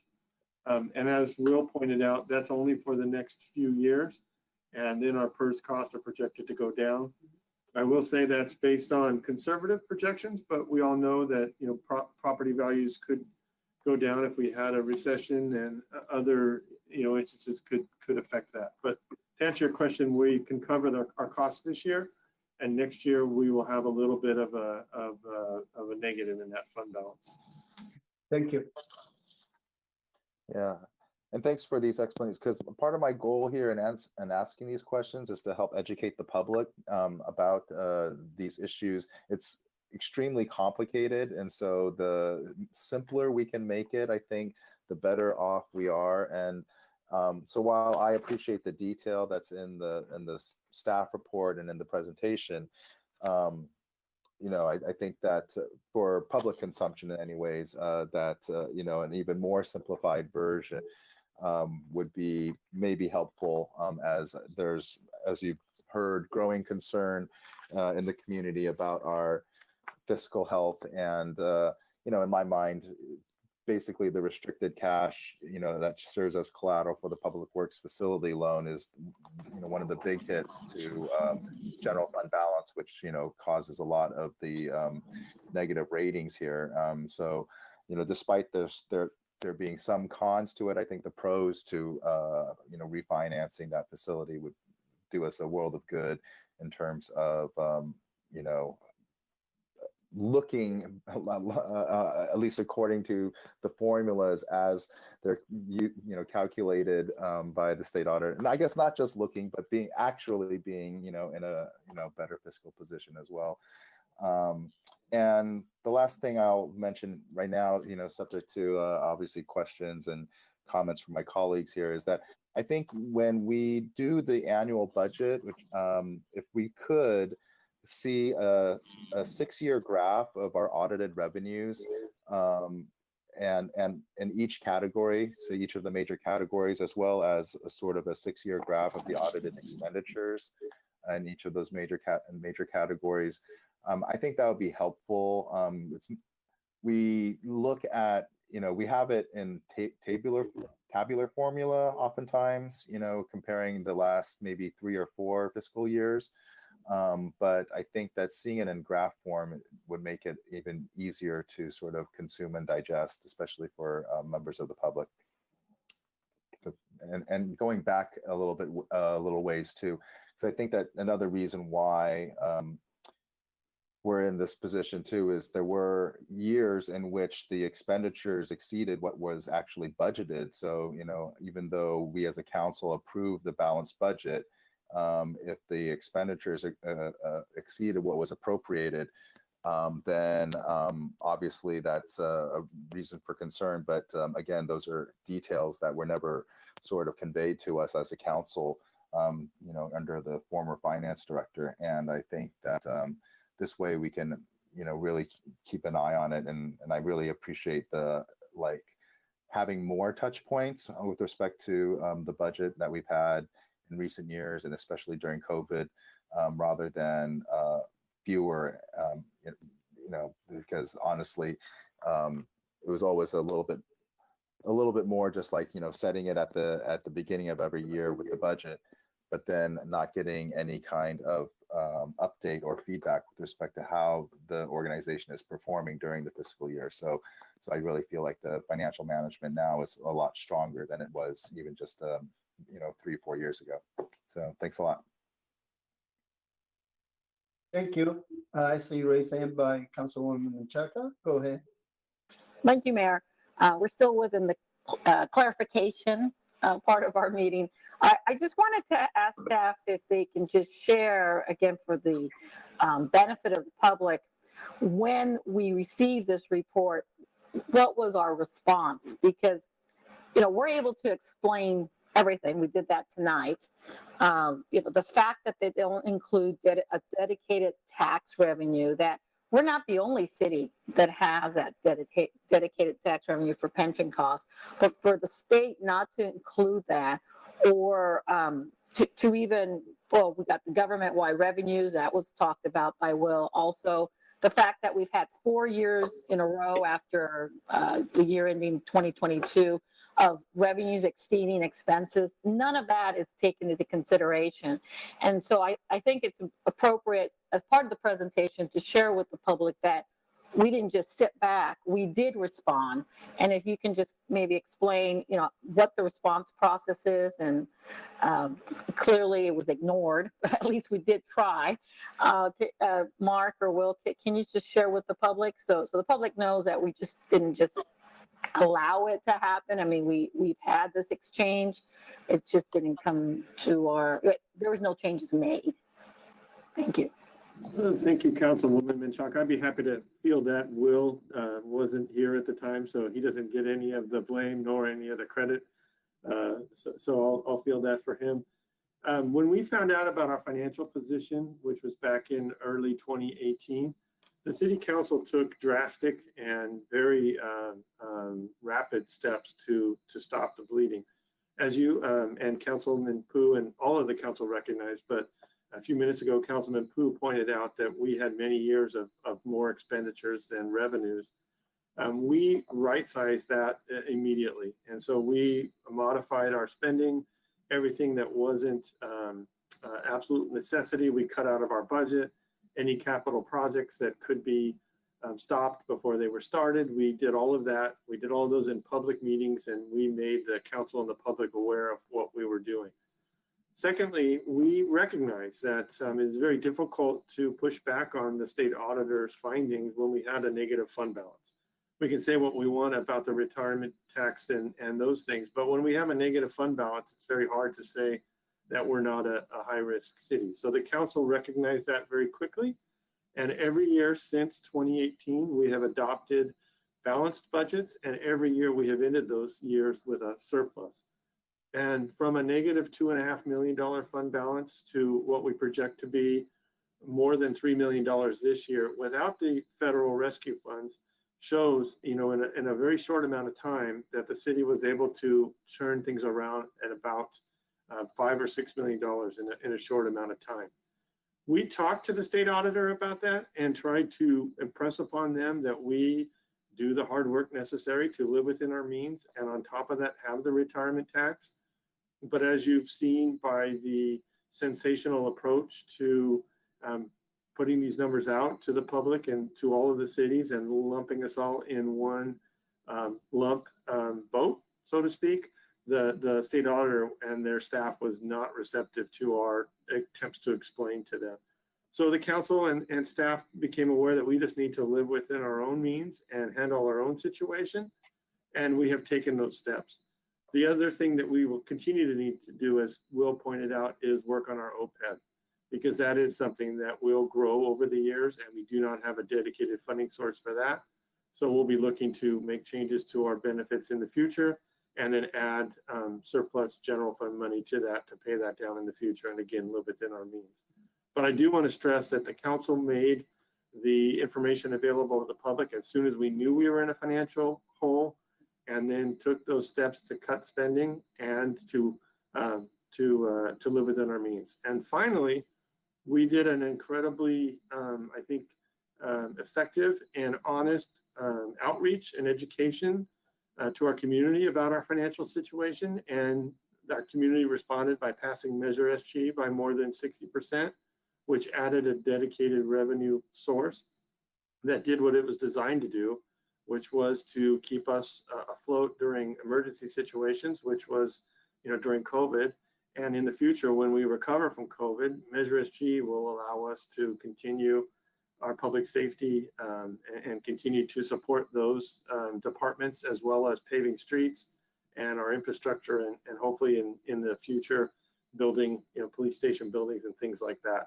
So I believe that the council, with the direction and leadership and the staff, did everything we possibly could from 2018 on to put us in a position that is completely different than what the state auditor shows us as. And as I've said, multiple times, we are not going bankrupt. We are not in any danger of going bankrupt anytime soon. And I submit that with the leadership of this council, you won't allow us to get into that position again. So I'm glad you mentioned that, because as I was reading this financial recovery plan, there's really no new policies. We've been doing this, like you said, since 2018. And so now it's just formalized within a plan in the format that the state is requiring. But there's no new policy. These are things that we were doing. The pension conversation we've been having since last year or 2 years now. So is that a true statement, Mark? That is a very true statement. And we, yes, put all of that into a plan, but these are financial policies that the council adopted in 2018 at the same time that we started, fixing those issues. You're exactly right. That concludes my clarifying questions. Thank you, Mayor. Thank you. Any others? Any council member have any factual questions or comments? So if not, City Clerk, have we received any public comments on this item? No comment for this item, Mayor. Okay, thank you. Well, now it's time for all the council deliberation and discussion.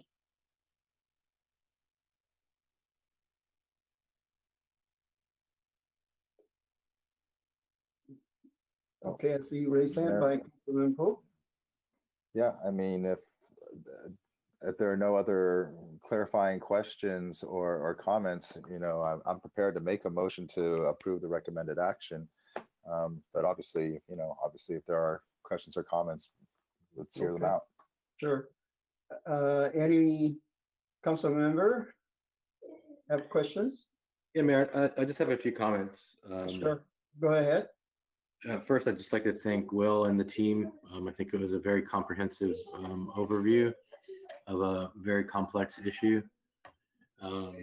And one comment I would like to make just in general, and I think it's been stated, I think we need to make this very clear that we were proactive, not reactive. We've been doing this. This isn't something like Mark said, this isn't something new. As soon as Mark came on board, he started to figure this out. Once, because the first thing he did is start looking at finances, and he had some real conversations with the council when he discovered this. And from moment one, we've had a plan. Now we've formalized it, and I really appreciate that. It's not something that the state prompted us to do. And I think I made that comment to the auditors many times when I was interviewed. It just seems like they don't have any concern over where we are. They just, like you said, it's a trailing audit. It's not like a snapshot in time of where we are now. And I think 2 years from now, this will be completely a different ballgame. And for me, it's one thing I would just like to point out is that we didn't really carry a lot of debt as a city in general, relative to a lot of other cities. And I kept stressing that to the auditor, that had we been one of those cities with a whole lot of debt, we would have never been able to do some of these plans because we're obligated to pay back that debt. That's what throws you into bankruptcy, when you're not able to make your cash flow. Bankruptcy is about cash flow more than it is about equity. So we have both, and that's why we're able to reallocate things. Okay, we're not going to do these projects because if we had borrowed to do those projects, we would have still borrowed. So there's some prudence in what we've done. So I really want to stress that we wouldn't have been able to do what we've done as a staff and as a council and been flexible had we not been prudent and fiscally conservative in that manner. And I would just like to, just as a comment in general, to me the audit itself is I would say, the way that the staff has shown this is disingenuous. I would just be kind to the state and say they're not really trying to come to truth or to really help cities. They're just trying to, it seems to me, make headlines.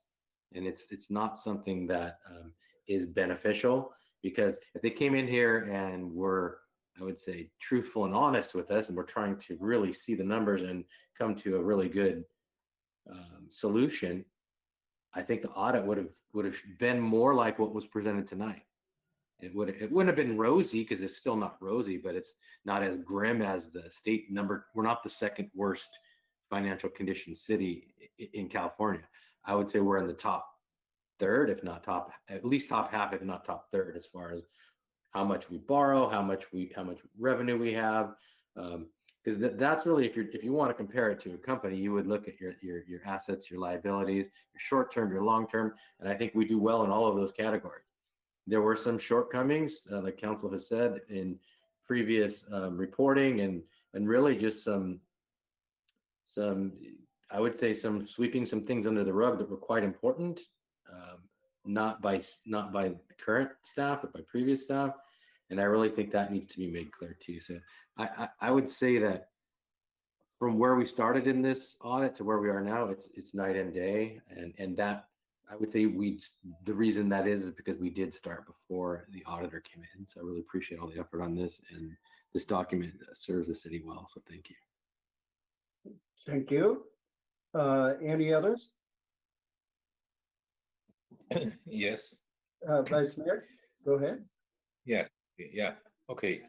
So yeah, everything is, I think, based on the current report. It's a stuff from the 2018. So it's direction is it's no change. But that time, the 2018. So how about still have any, like we're talking about, I think, a restricted fund, like $6 million the loan. So we have any, because looks like state auditor also is questioning about that loan too. So did we have any future plan about that? Thank you for the question, Will, Vice you Mayor can Dean. help. And I think, I'm sorry if I cut you off before you finish that question. But one of the things Will pointed out in his presentation under what we call the unintended consequences of the state auditor's ranking, because the state auditor has put us as number 2, we are not able to find a bank that will take on our liability. We've worked with probably 8 different banks, and Will just heard back a few minutes before this meeting from one bank that we thought might give it a chance. We do have options still for potentially doing a bond issuance or a public placement or a lease revenue bond, something like that. But we need to look carefully at that because it may end up costing us more than what it ends up saving us. And by 2024, we will have, Will's slides showed that we'll have $12 or $14 million, and we could then decide to pay that off rather than refinance it if that's what makes sense for the city. And we'd still end up with more than that 17% fund balance. So the short answer is we're still trying to come up with options. And as we talk about pension bonds in the next couple of months here, we can talk about the public works loan at the same time.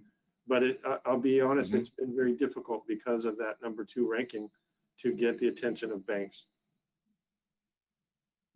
So that's why I think we should be like, if the questioner these loans, so maybe if we have the proper way got the bond or proper loan, maybe help us to get the pension bond or whatever we want to move forward. So okay.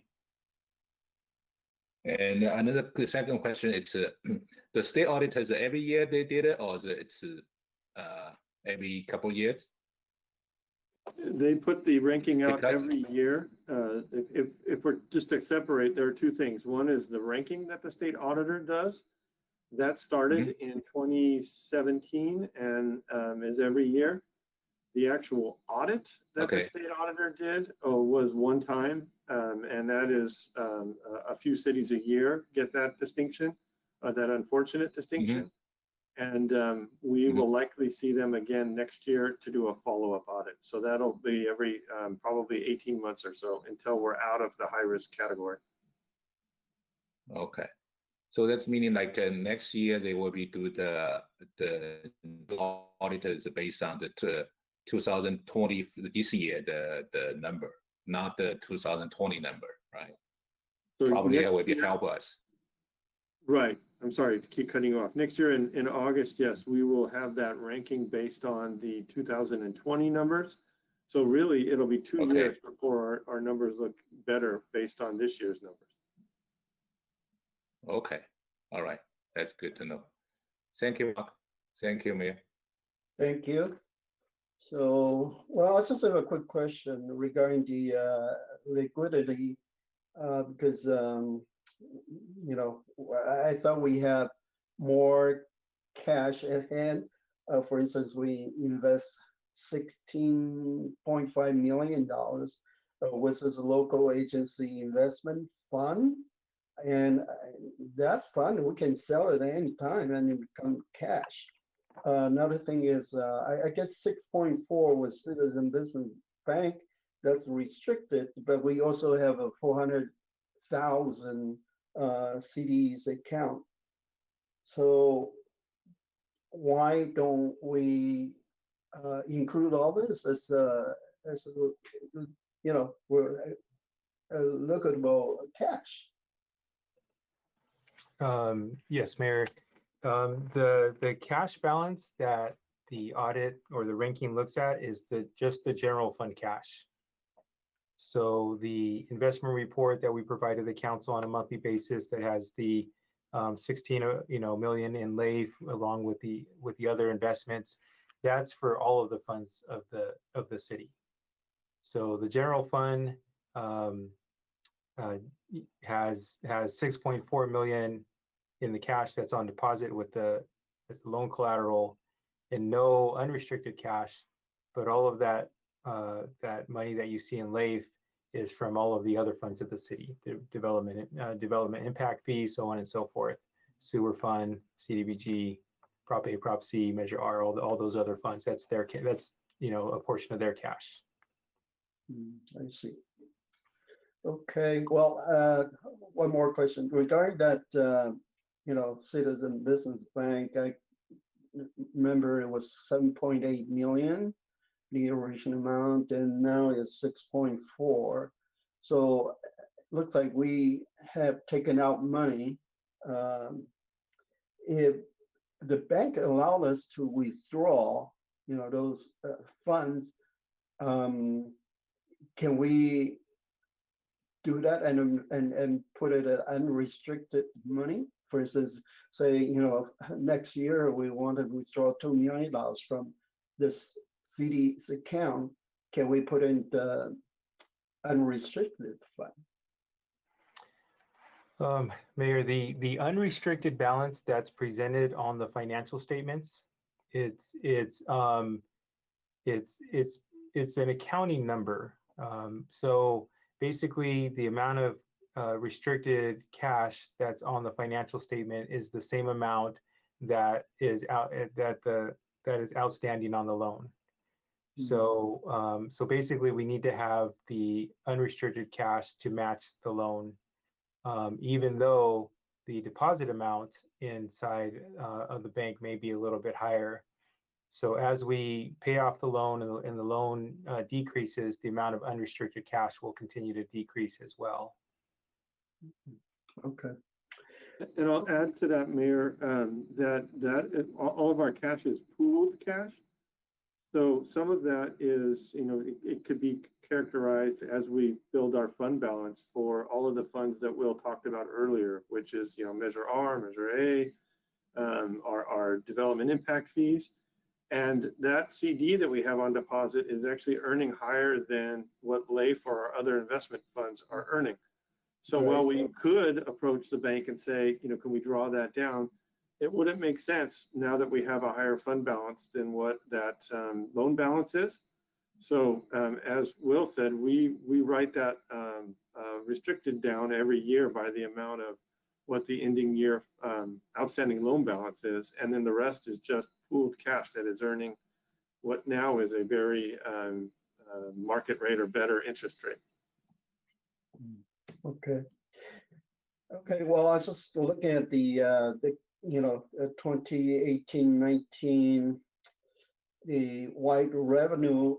That's kind of unusual. We have 117 million, and then comes to 2019, dropped to 47 million, and I guess that because we received 70 million from A's project.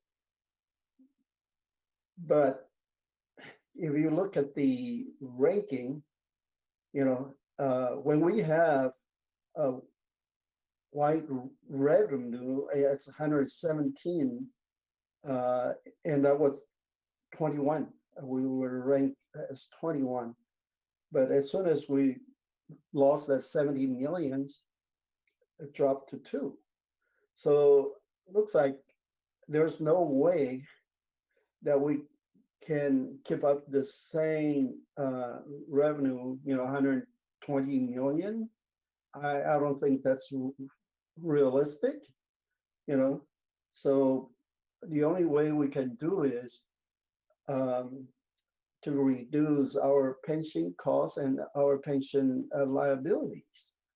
So, we should seriously look into this pension obligation bond.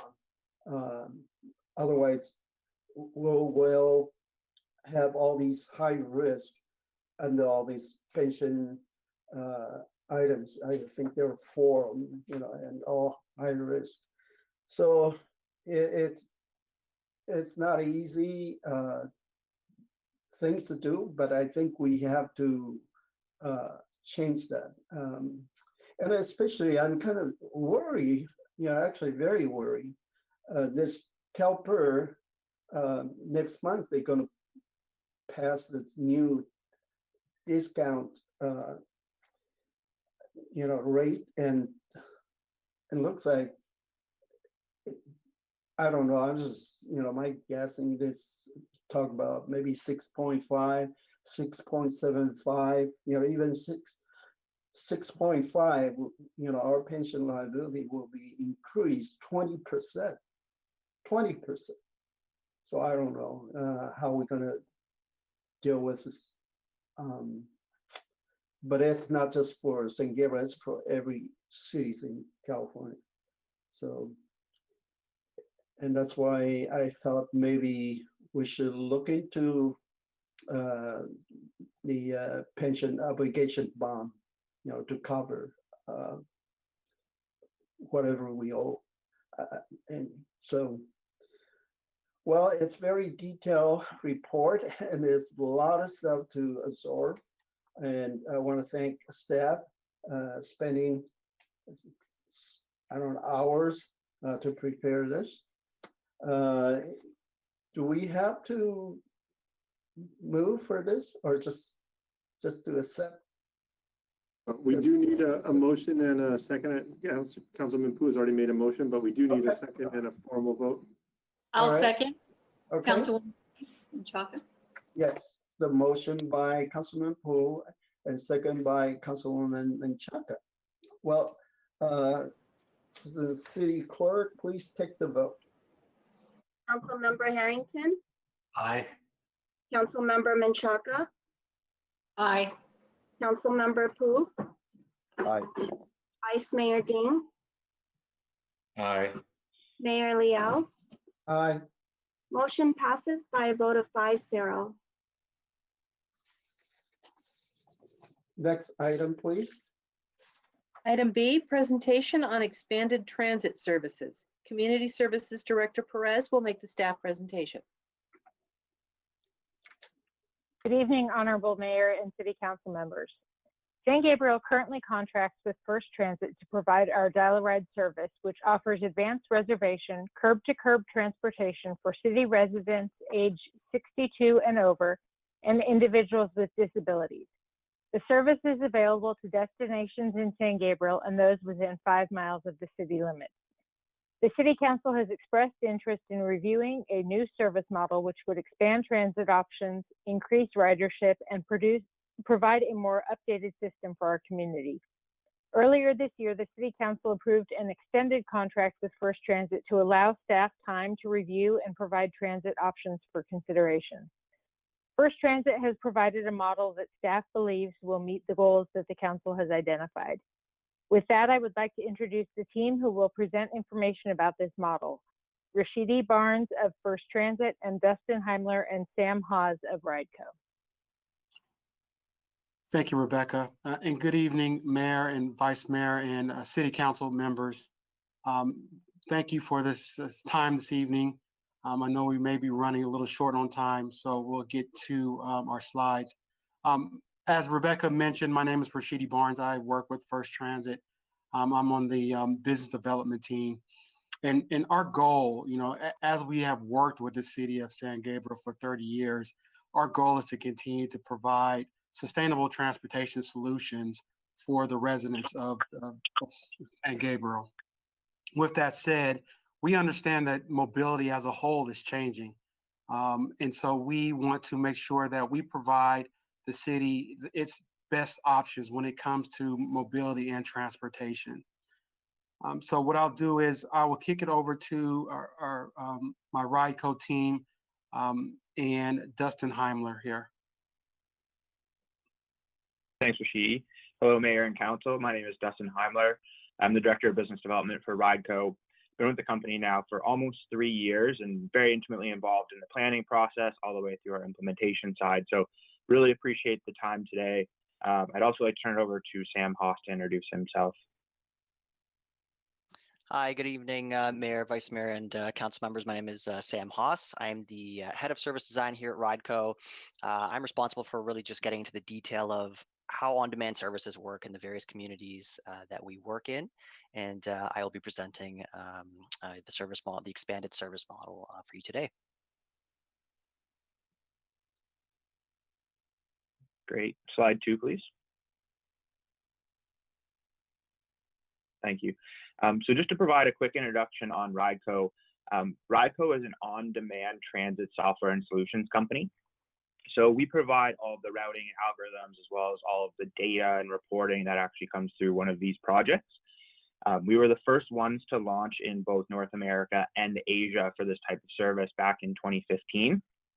Since then, we've grown to work with cities and transit agencies of all sizes, all the way down to a one vehicle project in North America, leading up to Metro Micro in coordination with LA Metro.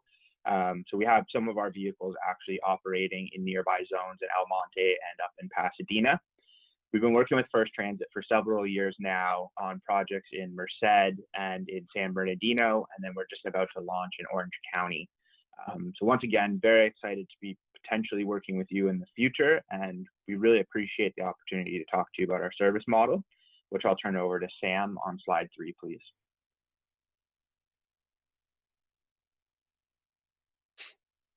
Excellent. So the project that we're going to be demonstrating for you today and showing you throughout this slide deck is the expanded service model. What we'll be taking a look at is a model that modernizes the current dial-a-ride service and also introduces what an additional microtransit service could look like within San Gabriel. The project then would serve both general and paratransit or dial-a-ride rider base. For the general riders, we would be providing what is called virtual stop service, which we'll explain shortly. And then really importantly for this model is that we continue to maintain the same great service for the dial-a-ride passengers. So they would continue to receive that doorstep or curb-to-curb service and a lot of the same service parameters that they experience. We want to keep a lot of those the same and just introduce this new microtransit service. So the impact of this is it's going to improve convenience of travel in the city. And then, of course, getting down to KPIs, it'll help. This program will help increase ridership. Our technology excels at delivering the highest productivity in the market. And then overall, we're hoping to improve the quality of service overall in the city. So let's go to slide 4 and take a look at the existing service and existing coverage that's available in San Gabriel. So this is your current service that is available within the city for the dial-a-ride. It's paratransit. It serves doorstep. So that means that riders who use the service get picked up at the address that they request, and they get dropped off at the address that they request. Currently, there's limited ridership due to the pandemic. Vehicles that are being used, there's 4 total vehicles in the fleet. These are cutaway shuttle vehicles. 2 of them are being used, 4 total in the fleet.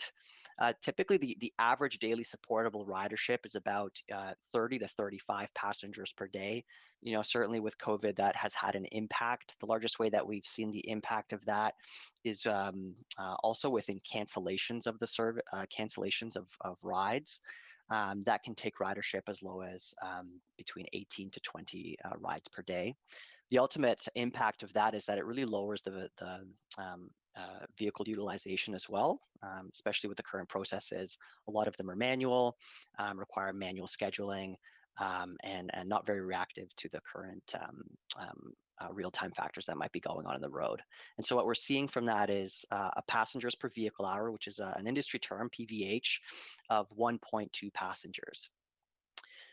So if we go to the next slide here on slide 5, what I'd like to present before we get into the expanded service model is just a logical model that we use when we talk about on-demand transit wherever we might be, deploying a service. It's called the Pillars of Microtransit. It's called the 3 Cs. And as we start to talk more about on-demand and what that looks like in any community, it's important to know this dynamic. So the Pillars of Microtransit break down into these 3 main categories of coverage, convenience, and cost. These categories have subcategories within them. So in coverage, we're talking about geographic span and hours of operation, how many people would be riding this. Convenience factors include things like wait times, so how long you'd be waiting for a vehicle once you make that request, how long you're on board the vehicle, reliability, so the percentage of trips that can be completed. If a stop-to-stop service is used, the walking distance that the riders have to take. And then, of course, the last pillar being costs, things like vehicle count, target cost per ride, and the ultimate operations model and how it impacts costs. And the reason I bring this up today is it's important to know as we talk about these different models that prioritizing any one area or any few areas within the pillars of microtransit will have trade-offs. So when we talk about zones where we want to have very, very large geographic spans, but a set fleet vehicle count, the trade-off there is whatever wait times and onboard times come as a result of that. If you want a really, really large geographic span and really attractive wait times and onboard times, the trade-off there is, well, you're going to need the vehicle count to really be high there to ensure that you can deliver that level of service in that geographic area. So that's a model that I just want you to keep in the back of your head as we kind of go through and talk about these models. On the next slide, what we can do is talk about, on slide 6, please, discuss what this expanded level of service would look like. So the service model would include full intra-zone travel. What we do include here is the same span of service, same coverage of service for the dial-a-ride paratransit riders. They can still continue to ride address to address as they always have. What we're introducing here is service for the general rider. And so that can be anybody who wants to take a ride on the service. Those riders, however, will have virtual stop to virtual stop or stop to stop service. Basically, what that means is we will utilize a network of stops throughout the city that will include existing infrastructure, being the existing bus stops. And then in areas where current bus stops don't exist, we would set up what are called virtual stops. And these are well-vetted locations. They're all visited to make sure that they are safe, well-lit, well-marked, and appropriate for a pickup and drop-off at all points during the service day. And that basically just, those are the orange dots on the screen that you see here, and they just increase the density of stop options above and beyond what is available from existing bus stop options. So the service model is going to use up to 3 vehicles here, so similar to the current service, again with that fleet of 4 vehicles, maintaining 1 spare. And there's a lot of advantages to this. So first and foremost, we're bringing full transit coverage across the entire city. We're supporting a higher level of ridership. So with those 3 vehicles, 90 to 110 rides per day. It has an improved vehicle utilization of up to 3 passengers per vehicle hour. And as Dustin was mentioning, again, this is what our technology excels at. It's a technology that automatically and autonomously builds those schedules, optimizes and re-optimizes throughout the service day. And there's several feature sets in the technology that allows it to find that additional capacity that cannot be found right now with current processes that are very manual. Full data transparency will also be available. So with all of the municipalities that we work with, we make all of the trip data fully available to the cities. And that's very valuable because you'll have really rich understanding of trip patterns across the city to understand where people want to travel to. It's a lot more impactful than, if you just had a bus line and you understood where people got on and off along that bus line. You have an entire area's worth of data now to understand the mobility patterns of residents within the city. The service will be accessible through a mobile smartphone application. It will also be accessible through a website booking portal, and then it will continue to also be able to be booked through the call center as it currently is today to arrange rides for either the dial ride passengers or the general passengers. Slide 7, please. So this service model is a commingled service model, microtransit and dial ride paratransit. So we are delivering this service model using the same fleet. Within our application, what we can do is accommodate multiple seat types, and those seat types are reflective of the different seat types and mobility options that your vehicle fleets support. So that will have full flow through into our technology. Ultimately, what this commingled service does is it highly improves your vehicle utilization. You're able to carry a lot more passengers with the exact same resources. And what that also helps you do with the introduction of microtransit and those additional trips is it lowers your blended cost per passenger. And so again, it's fully customizable to the unique mobility options that you offer. That includes, wheelchair, power wheelchair. If you're traveling with a personal companion, children, all those different things are incorporated into the service. Slide 8, please. So here's just an example more practically that I'd like to show you of what commingling looks like. One of the key differentiators, of course, in the service is the general rider who has stop-to-stop service and the paratransit rider who has doorstep service. On the right-hand side, you can see an example of a routing and 2 trips that take place here. So what we do is, we pick up the general rider at a virtual stop. That rider would have had to take a short walk to reach that virtual stop. We set up these stops to ensure that all riders have a walking distance that is somewhere between 1/8 of a mile and 1/4 of a mile, not exceeding 1/4 of a mile. And the next pickup could be a paratransit rider. And of course, those riders have doorstep service. And so we would be picking them up at an exact address. We would not make those dial-a-ride paratransit riders walk to a stop like the general rider. The next stop then could be to drop off the general rider. They have their final walk to their ultimate destination. But for the paratransit dial-a-ride riders, they're always dropped off at that exact destination that they've requested, as it is done today. Slide 9, please. So an important feature that needs to be in place when you are commingling is that you manage that access to the enhanced service, that doorstep access. And so what will happen here is the paratransit riders, the eligible ones, going through the exact same eligibility process that is in place now, they'll be added to a special mobility group in the back end of our software that's managed by First Transit. And only those members in the eligibility group can get access to that enhanced level of doorstep dial-a-ride service. All other riders who are not part of that group continue to get that virtual stop and stop-to-stop service. It's very easy and quick for us to remove and add eligible passengers. It can be done on an individual basis and on a bulk basis, depending on how eligibility is managed. Slide 10, please. Thank you, Sam, for that. So why First Transit? We know that the City Council has asked for a different style model, at least to take a look at some different options. So we wanted to make sure, as a long-term partner with the city, that we were able to provide these different options to you. One of the keys here is that we have fully trained staff, FTA, drug-tested drivers. As a matter of fact, our general manager of your location, Zach Duke-Majan, is on the line as well. So he'll be able to address any questions that you may have about current staff. And as I mentioned before, we are a long-term partner, and we want to continue to be a long-term partner in whatever mode of mobility you would like, the city would like for us to deliver. And then as Sam talked a little bit about it, same level of service. We want to make sure all passengers, no matter if you have a disability or not, have the same level of service. And you've seen some issues in other cities nearby where the same level of service wasn't delivered. We want to make sure, or we will make sure with this program, that the same levels of service is delivered, no matter what disability or non-disability that you may have. Sam touched on it a little bit as well with regards to minimum changes. The same reservation line that people call right now to book a ride will still be utilized. We're utilizing our same drivers that have been working with your service for a number of years, and we'll be utilizing the same vehicles as well.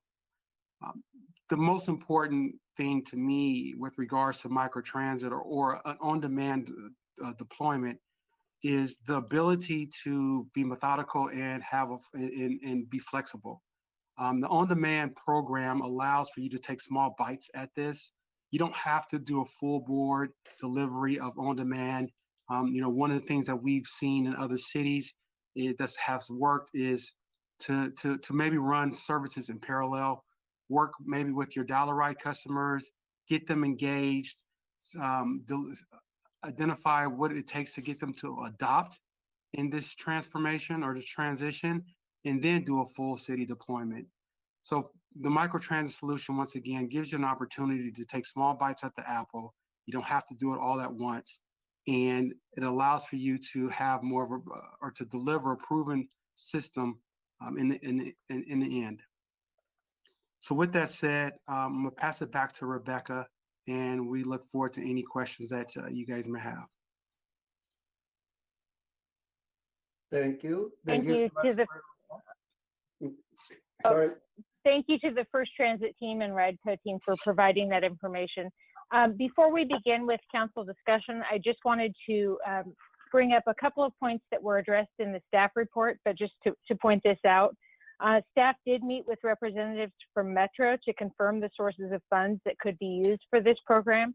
And since the program provides additional transit opportunities and does not allow riders to select individual rides, Metro staff confirmed that Prop A funds would be eligible to fund the program. This is the funding source that we currently use for our Dial a Ride program. So that would be the recommended funds or the recommended funding source should council choose that option. And then just to point out, just wanted to review the options that staff has provided in the staff report. Tonight, staff recommends that the City Council provide direction to move forward with one of three options.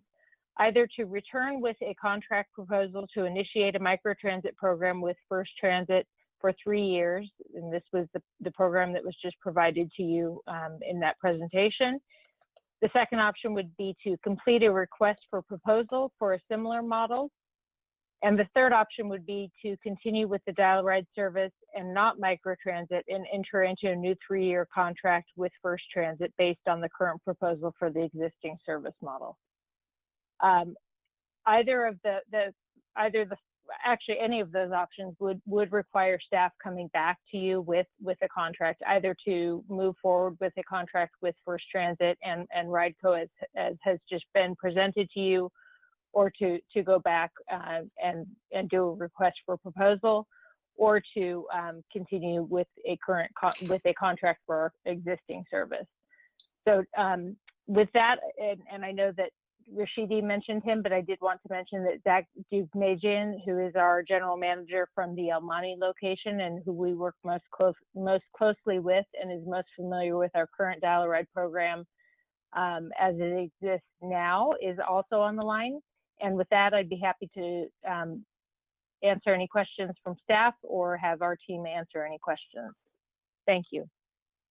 Thank you. Any city council have questions regarding this proposal? Okay, raised hand by Councilman Wu. Thank you, Mayor. Yeah, thanks to the staff for bringing this back. And I guess under this model, currently for our elderly and paratransit riders, they're allowed to go within a 5-mile radius of the city. Would that be true for general riders under this hybrid model? I can address that based on the conversations that we've had with First Transit and with RideCo, and then they can provide any additional information. The discussion that we've had is that yes, that would continue for our paratransit riders, that they would be able to go within 5 miles of the city limits. That would be up for discussion, and that would also be up for discussion if the council wanted to look at that option for the general riders. And RideCo had advised that in looking at that, they are able to provide information about the model and how that would look for ride time frames and that sort of thing. So I'll turn it over to them if they have any additional information to add on that, but I believe it would be an option. Yep, I can address that. Add on to that as well. Oh, sorry, go ahead, Justin. Yeah, so Jason, just to provide a little bit more clarity on how this model typically works is there's a lot of flexibility that goes through the implementation stage. And then once we've actually launched this service as well, we provide a fully dedicated customer success team that's going to constantly analyze all of the search data that comes through and all of the trip patterns and data that are in the model as well. So the short answer is, it is up to the city to determine if you want to offer that 5-mile radius around the city for general passengers. However, we would want it to be a very collaborative approach to understand what those wait times look like and how we're prioritizing rides within the system. Based on the flexibility of the RideCo platform, that's an adjustment we can make overnight if we did want to offer that wider zone or reduce it back just to the city limits for those general rider passengers. So current pricing only includes the city limits for general riders.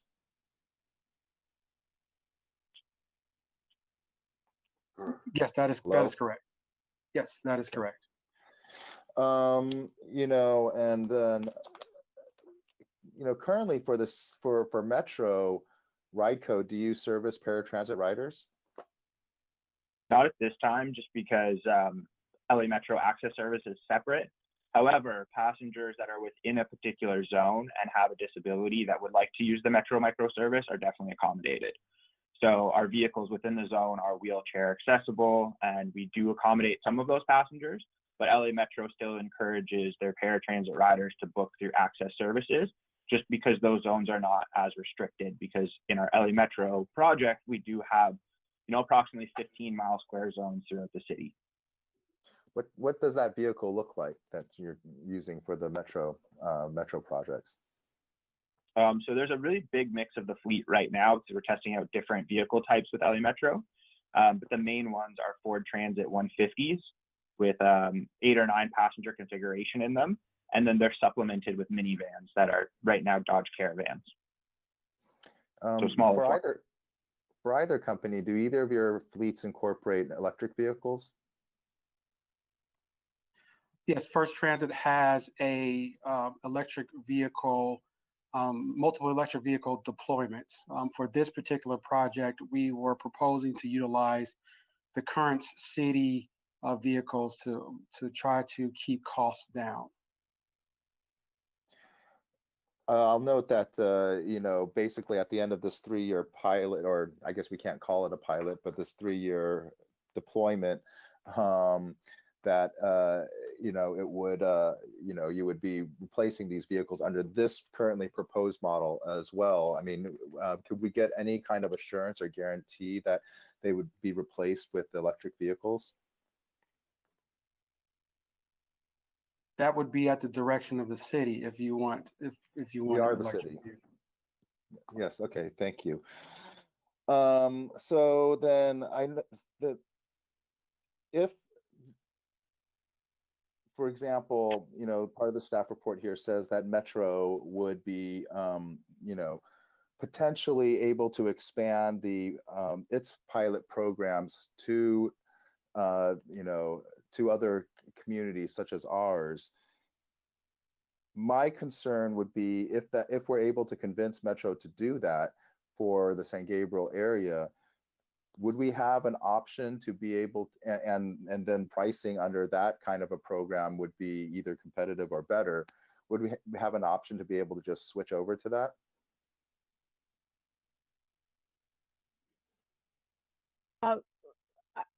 Councilman, this is Director Perez. One of the options that we talked about, that I have talked about with our city attorney in reviewing the staff report, would be an option, would possibly be to move forward with a 1-year contract with 2 1-year renewable terms. So that might be an option to look at, that council will be able to move forward with that. Again, we're not asking for approval of a contract right now, but we could come back with a contract option that would look at the 2 1-year renewable terms, so a 3-year period total. But that would give us an option to move forward, possibly with a different option if Metro were to come forward with a program.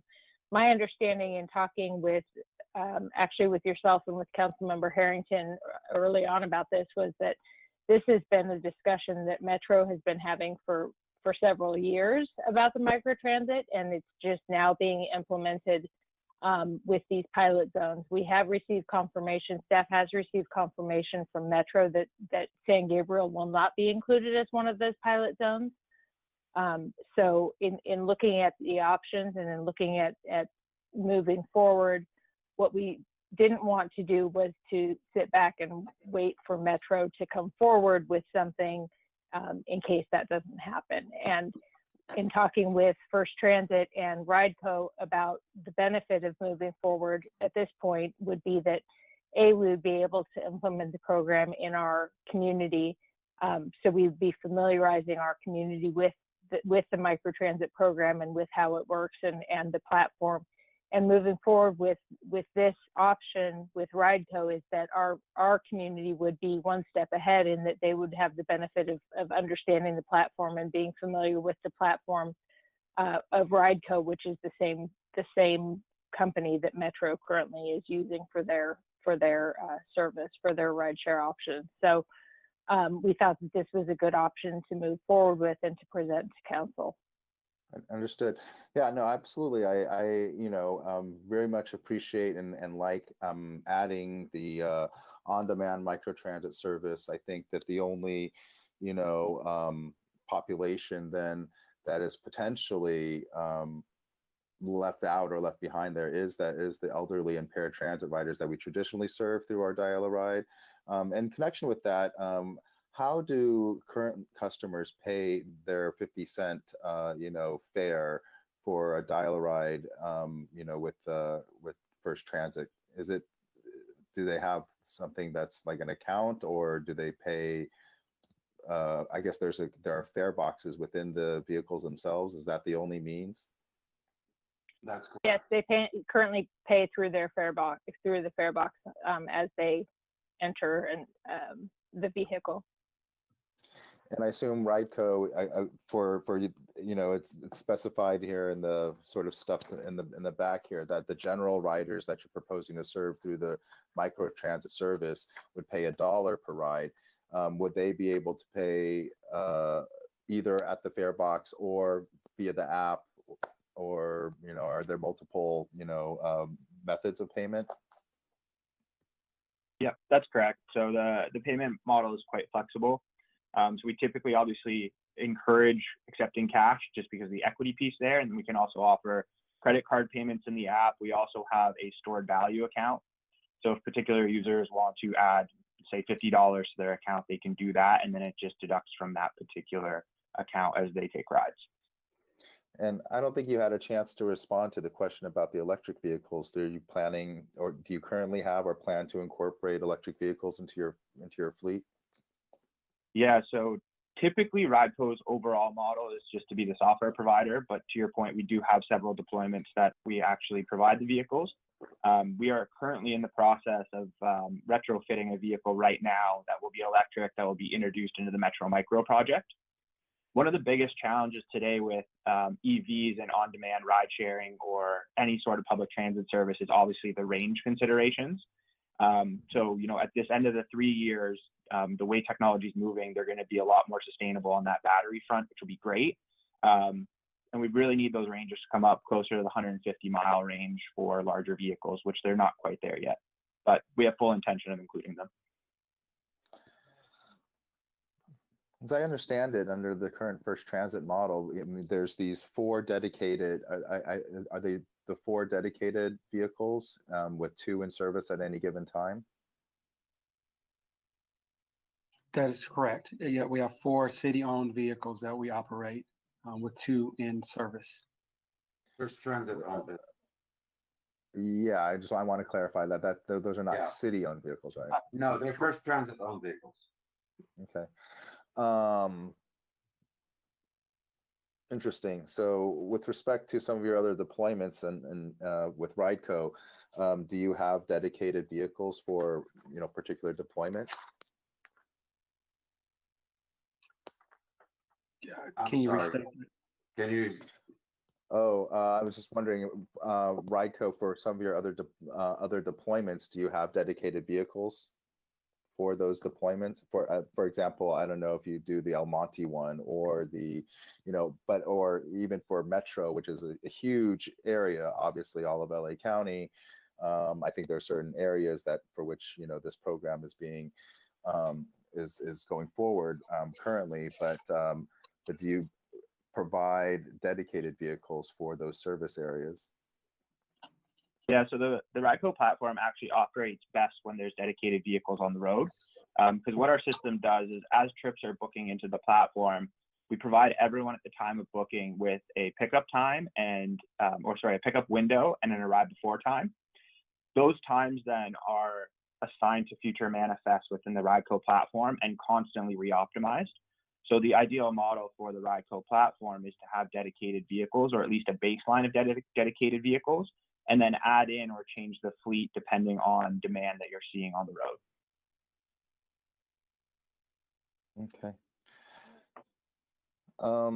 Yeah, thank you for answering all those questions. Definitely would love to hear what my colleagues have to say.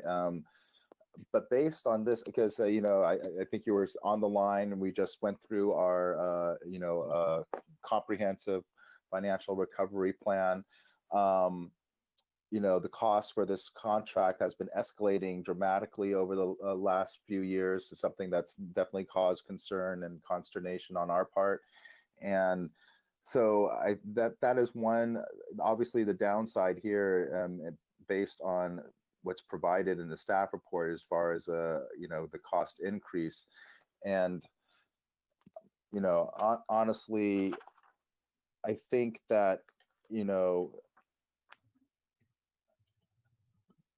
my personal opinion is that we could perhaps provide better value for our community by doing solely microtransit and maybe issuing an RFP just to look at that, what kind of options there are for that and who can provide the best service for, the lowest cost. Especially if it's a service that can obviously do general ridership, but have that additional enhanced service that was discussed during the presentation for paratransit riders. That's definitely something that we don't want to leave behind in this process, but I think the flexibility of the way technology works today, I have other I think there are even more other expanded services that are potentially possible here that would increase ridership even more, because our local school district does not have its own dedicated busing system. That causes every family to drive their child to school, which increases traffic. It's probably not as safe. It's definitely not as good for the environment. Definitely increases wear and tear on our infrastructure. So, I mean, I think that there are a number of potential possibilities here where we could actually not only provide this kind of microtransit service and still service the elderly and paratransit riders that we have traditionally through our dial-a-ride, but then perhaps even expand upon that based on where students in the school district may need to commute, to and from, sort of set locations within the community, the way that a traditional sort of school bus service would operate. And anyways, I think that the possibilities are very exciting. I think based upon this, though, I would favor option number 2, which is basically, issuing an RFP to get the kind of service that we really can, can utilize and maximize the value for our community. I realize, I think, this process has been taking far longer than it probably should, but I think that it's high time that we kind of really deliver the kind of service that I think the community wants and needs, and I think that not only for the elderly and for those who are within our community that have physical limitations and disabilities, but also for our young people who can't drive yet and would be able to get from place to place at a very low cost. I think that these kinds of possibilities for the future are really exciting. So those are my initial thoughts and comments, and definitely love to hear what my colleagues have to say as well. Okay, thank you, Councilman Pu. I see raised hand by Councilwoman Macheca. Go ahead. Yes, Mayor. I was just going to say, if you want to go to public comment, then I can make my overall comments? Because I think we're still with the clarification phase of this agenda item. I think you could just do your discussion, and if you have questions for First Transit and other company, you can go ahead, ask me questions. Okay, I'll do it now. So first of all, I wanted to thank everyone, especially Rebecca and her team, because this has been an ongoing discussion. I happen to have very strong familiarity with the microbus because of a family member who lives in Pasadena, Altadena. So I even have the app on my phone. I've used it several times. I cannot emphasize how wonderful it is, especially if even for individuals that have challenges, and I'm not speaking about physical challenges. I'm speaking about language challenges. You have the ability to phone in. If you're not comfortable using the app, you can phone in. You have multiple languages that are available. But the app itself, it's wonderful. It's you can follow the tram or the bus to make sure that's going to the proper route, when your loved one has arrived, or there's like a 10-minute window. I cannot say enough of it. I would love to see this in our community. It's something I think that will be a game changer. I was on the school board back in 2005, and in 2007, as a school district and also as a city, we had this strategic plan. It was 3 days long, and this was one of the items that we spent a lot of time talking about. If the city and the school district could work together and make this available. And now we have our hotels who also have said that their guests would love to have something, some kind of transportation to help them get from historic site to historic site or to restaurants.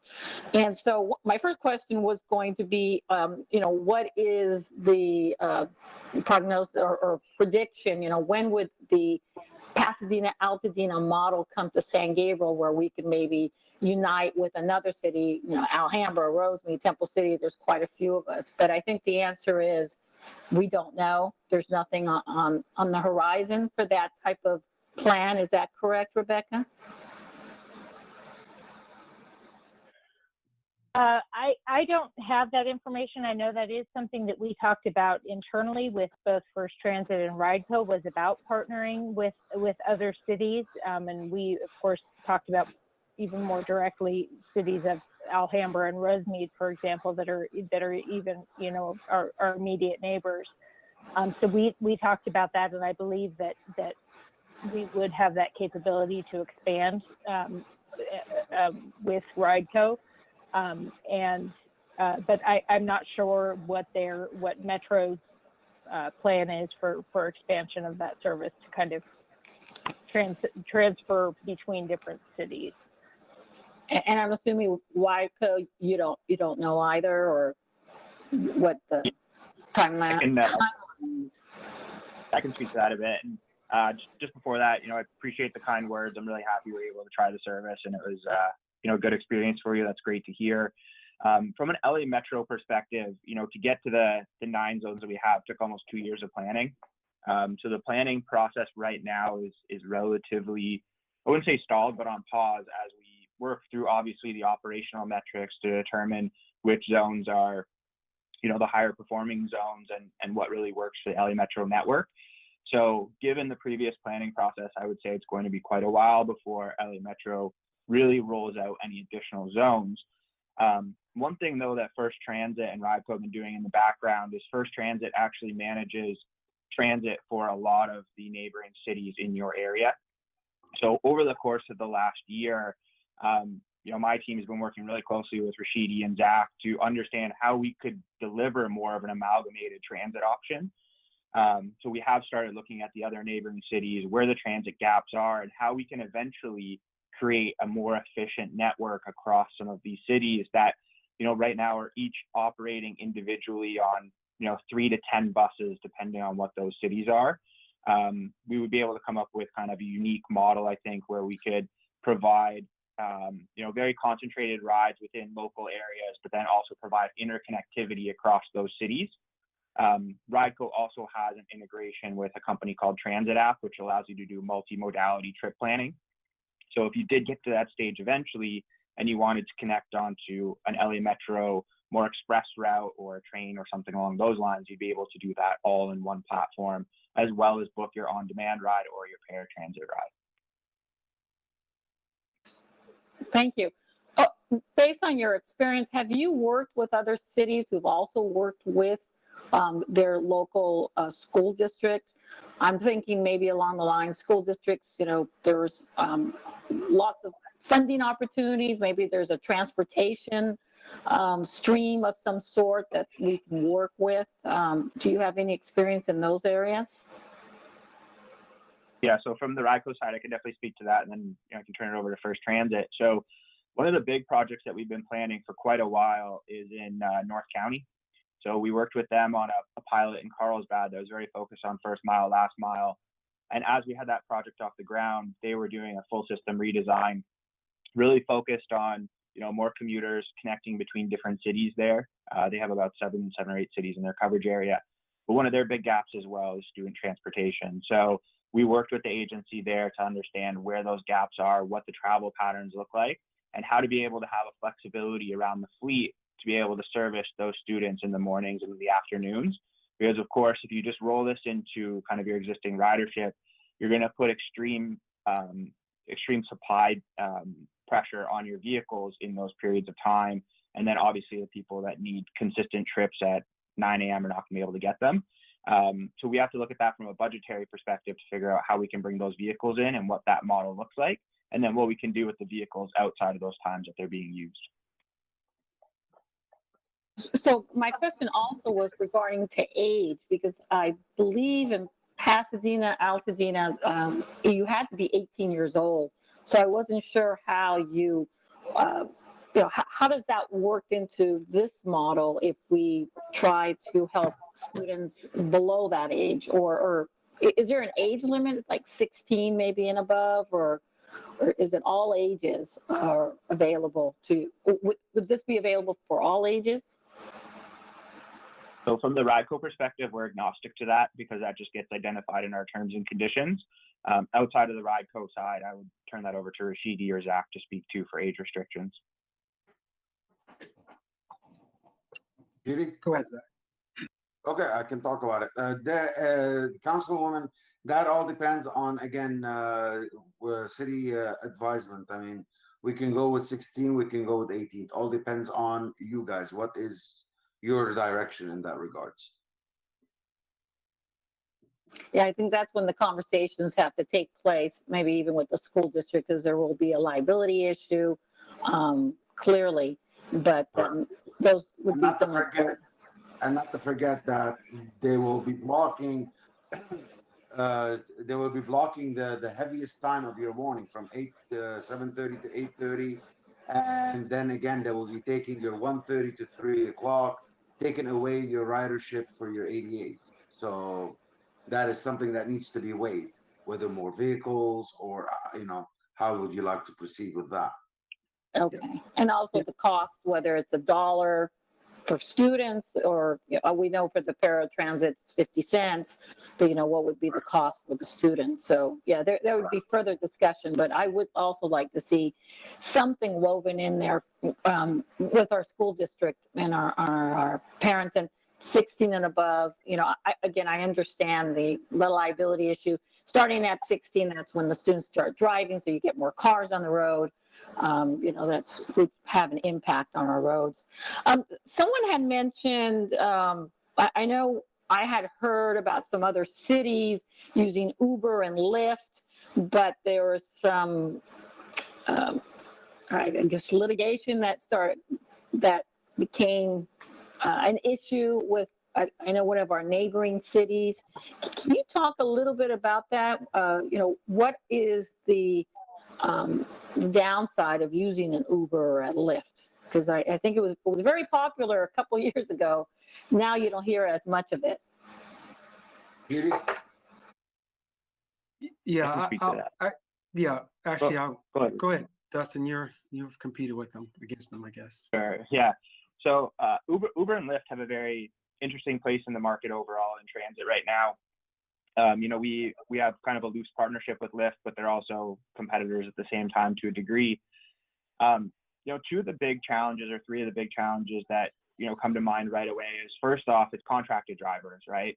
So there's inconsistency around the experience overall. And that's really where we like working with the transit operators, because you have somebody that's professionally trained. You have somebody that really can deal with the disability side of it. So Uber and Lyft typically don't necessarily get into the paratransit front, because you don't have people that are actually in a position to deal with extreme disabilities in cases. The next piece too is, of course, Lyft and Uber don't provide wheelchair accessible vehicles. So in a lot of cases, they then partner with people like First Transit or some of the other transit operators to be able to service that. And then the last one is, what I would identify as kind of the biggest concern from your city's perspective, especially kind of going through and listening to your most recent budget conversation that we just had, is there's no cap on what the actual budget looks like, right? So if all of a sudden your ridership blows up, they typically charge the city on a per ride model. So you would charge a passenger, let's say $1, and then they would charge, like Lyft or Uber would charge you the remaining amount. So if all of a sudden your ridership explodes and a ton of people take this service, you have no cap on that budget. And if you do cap the budget, then eventually your service could turn off. So in Uber's first ever on-demand deployment in this model, it's a city called Innisfil in Ontario, in Canada, they had launched with a budget of $100,000 that they anticipated was going to last them for a year.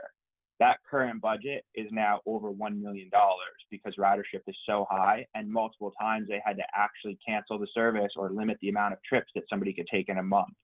So it doesn't give you that predictability that I think San Gabriel is looking for overall. Great, thank you. I think that's all I had for now. And I would, since my colleague mentioned it, now I would be very comfortable with a contract proposal with micro transit program, but I am concerned the fact that maybe we may get something soon here through Metro. So at a minimum a year. I'd be open to a request for proposal too with others, but I'm very comfortable with with this online demand platform that was presented to us today. So that's all I had, Mayor. Thank you. Thank you. Thank you. Any other council member have questions or comments? I have a couple of each, Mayor. Sure, go ahead, Councilman Harrington. Thank you, Mayor. First of all, I'd just like to thank staff and all the parties involved. I think this is once again a well-presented proposal / informative piece. But I do have a few questions, and they're kind of all over the place. But I think there's just a few things that I'd really like to know. And regarding the contract, I know there was a discussion of 1 year or 3 year. If we go that route, I would like to see if there's a cost difference between a 1 year, 3 1 years and a 3 year, because I found if we go to a multiple year contract, it's a little more stability as far as planning and costs usually, because then it's predictable for both sides. So if we go that route, I'd like to see it presented both ways, a 3 year model and a 3 1 year model. That way, at least there's an option for the city there to decide, is this something, that would last 3 years? Because honestly, I don't think 3 years is a long time for a program like this. So that's something I would like to see. And one thing I didn't see in the report regarding the app, how far ahead can you reserve a ride? Is it 24 hours? Is it a few hours? Or is it kind of like Uber where it's on demand almost? Because I know you can plan ahead, but I didn't see that. Yeah, council member, that is something once again that we can determine with the city's help. It can be 24 hours in advance. It can be 7 days in advance. It's just. Oh, go ahead. Yeah, it can be changed. It can be turned on. It can be tweaked. Like I mentioned earlier in my presentation, this system is very flexible. So it allows for us to tweak the system constantly to hone hone in on what we believe will be the best fit for your community.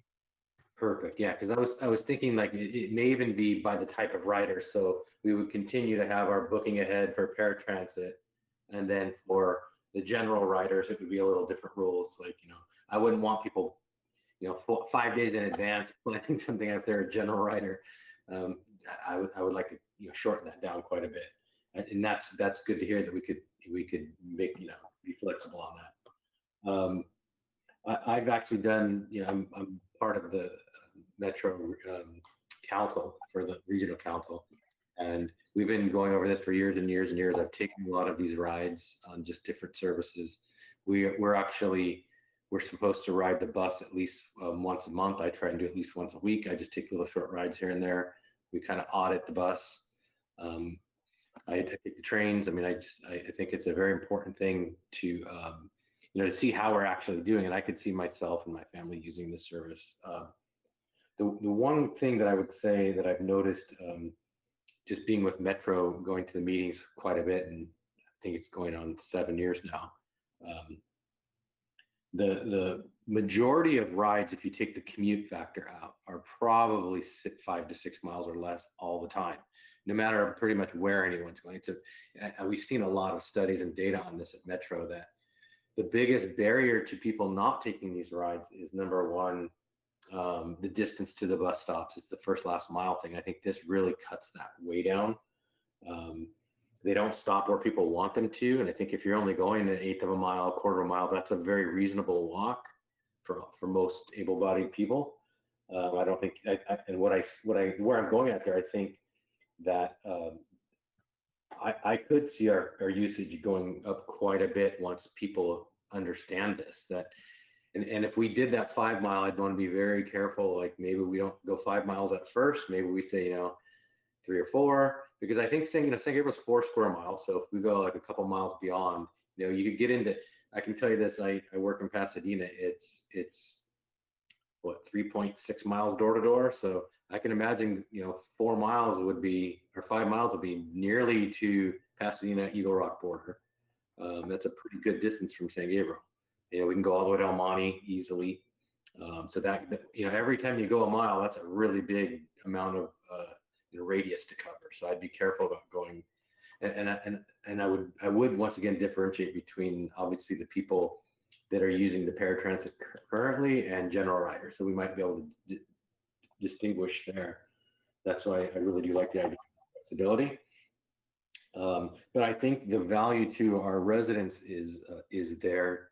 That would, because I think the ridership would go up significantly over our current stats. So I really think that's something where, yes, there's going to be an increase to the city, but I also think the value could really, like for me, I can see myself riding this quite a bit, because these short trips I take in the city, next time I go down to the Hilton, here you go, bam, bam, I don't have to drive. And that's saving, you know, that's saving the environment. So a question now, I'll turn it a little bit. If we did do an RFP just in general, do we have an idea of how many competitors in the space there are that could also meet the requirements of the paratransit and the general riders? Do we have it, like, is it 6, is it 5? Is it a lot? Because I wouldn't want to go through the effort of putting out an RFP and then getting 2 responses or 3 responses. So that's kind of one question I would want to know before we would decide to do an RFP. And then also the timeline for the implementation, if we went to RFP versus the timeline if we just did a 1-year contract per se. So if that might be a Rebecca and a First Transit or Redco. It's a 2-part question. Right. So Councilman Harrington, I can address, and maybe Redco even knows of the microtransit platform. For our last RFP, which, as you will recall, was just for our existing type of paratransit program, we had 2 firms who indicated interest. We had interest from First Transit, and we had interest from another company, Southland Transit. When we ultimately submitted the RFP and put that out for the public to respond, we only had a proposal come back from First Transit. we did not receive a second proposal. I have received an inquiry from that same company, and they've indicated that they have a comparable program. I'm not sure if they would submit a proposal. And just in terms of time for that, an RFP is going to be a several month process to put that out. And then we would need to, at this point, would need to come back. We would need to have a request a month-to-month contract with First Transit to continue that service, so we could continue our paratransit service, because right now, as of now, that service ends at the end of December. So we would need to come back with a month-to-month proposal for that, so that we could continue that RFP process. So. Okay. Anything to add from either First Transit or Radco, or is that? And with regards to competitors in this space, there's a host of competitors who can offer, or say they can offer, commingled service, and that's what we're talking about: the Dollar Ride and general public microtransit service. In the area right now, Rideco is the leader in the clubhouse, to say the least, with deployments at LA Metro, Orange County Transit, San Bernardino, and also in the city of Inglewood, if I'm correct. Okay, thank you. I'm sorry, if you don't mind, one thing I would just add on there to show kind of what might end up happening. Rideco maintains very strong relationships with all of the transit providers in the space. So if you do go out to bid with an operations and a software bid, what tends to happen is Rideco ends up being on all of the bids. So we just had that happen in Orange County as well as in San Bernardino for these paratransit contracts. And First Transit, I would say, is a great partner to work with, and we seem to have a very seamless working relationship. So that's just one piece of information I provide.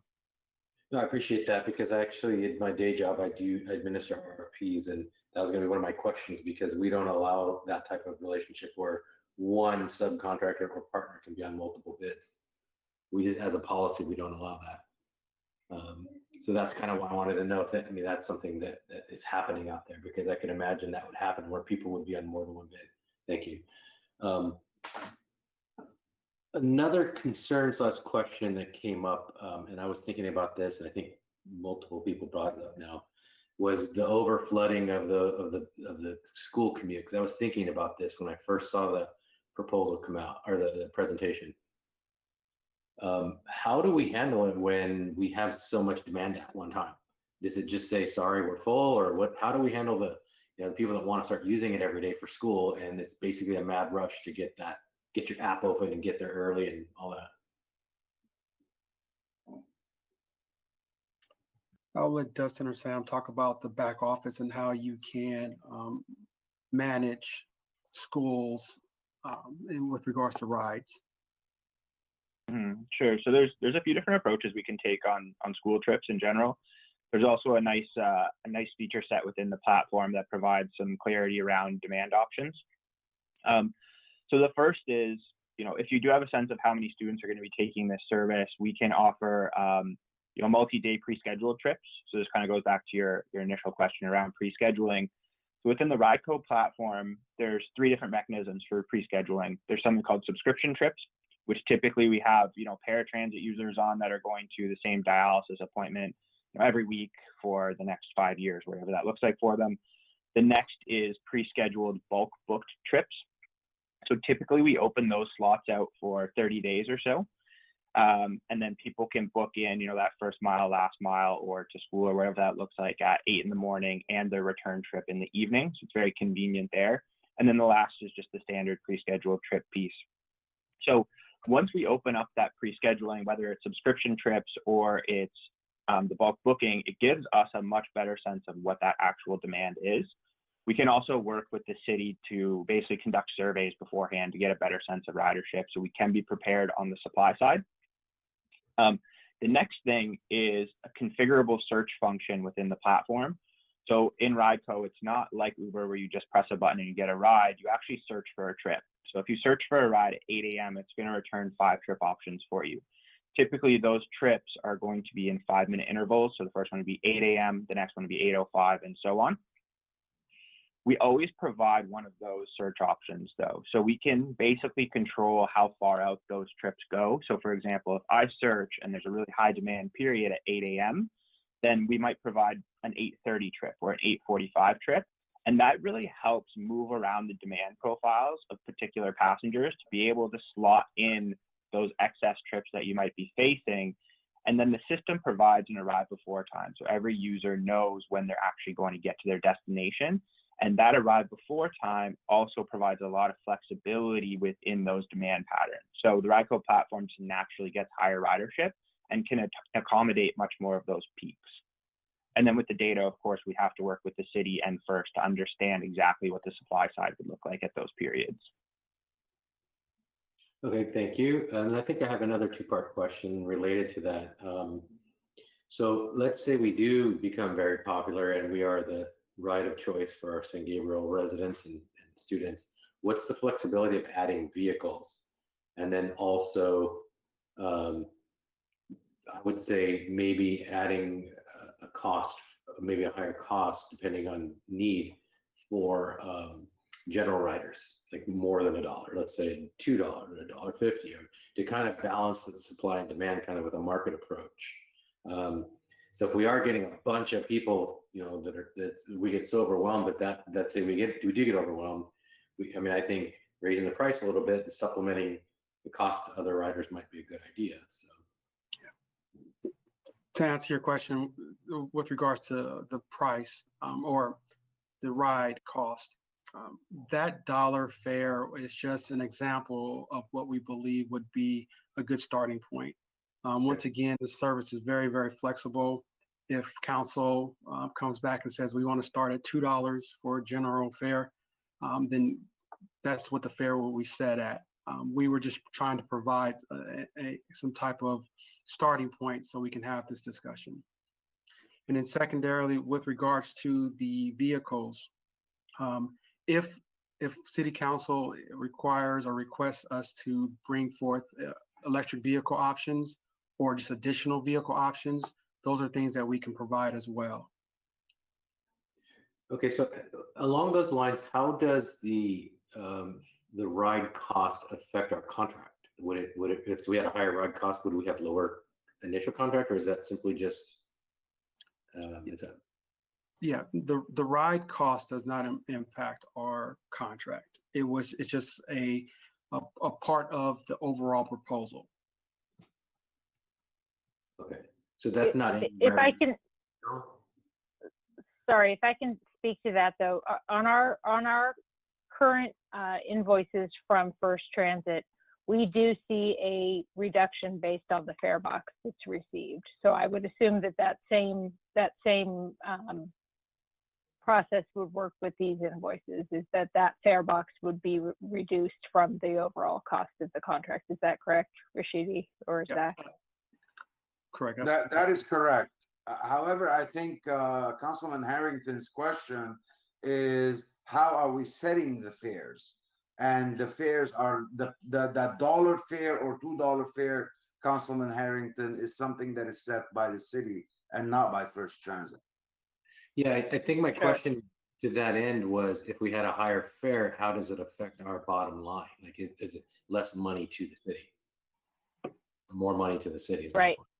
And as Rashidi mentioned, those figures were preliminarily provided based on the discussions that we've had with First Transit and Rideco as options that we could look at.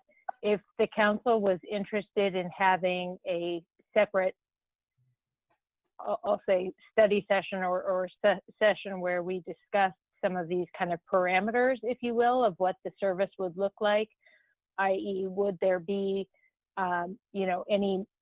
any opportunity for general riders to take transit outside of the city? Would that still be allowed for the paratransit riders?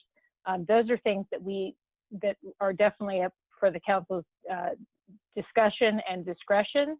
And RideCo, from my understanding, RideCo can help advise that with us with those options as to what that means in terms of rides and what that wait time will be, and can also help adjust those fares for the various populations. So for our paratransit riders or for our general riders.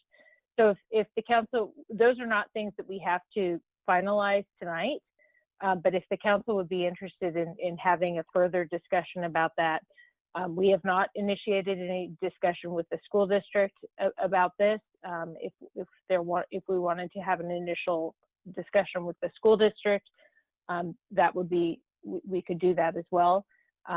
What RideCo really made clear with us, and First Transit made clear with us, is that there are options, and they can make changes to the program after we've had an opportunity to see what the use actually ends up being, what the need is. And First Transit has also advised, as was discussed tonight, is that we would, should we move forward with this, we would likely take some time to roll that out with our community. So maybe we would have a 3-month period or 4-month period where this would just be implementing the new system with our current paratransit riders, only to be rolled out then to the community, which would allow us some time for publicity and getting the word out about this and getting information out to the community so they know what those rides look like and how they go about booking rides. So all of those things are up for discussion, and I don't want to speak for our city manager, but I would think we could have a separate discussion with the council about that if we wanted to explore some of those options. Thank you, Rebecca. Yeah, so that was kind of where I was going with this, because I could see it starting out smaller and growing. I don't think we're trying to solve the transportation for the school district. However, it's inevitable that students are going to want to take this if we lower the age low enough. But I think it would be a great door opener to have a discussion with the district, and they could, they could share part of the cost if they wanted to supplement student riders or however that would work.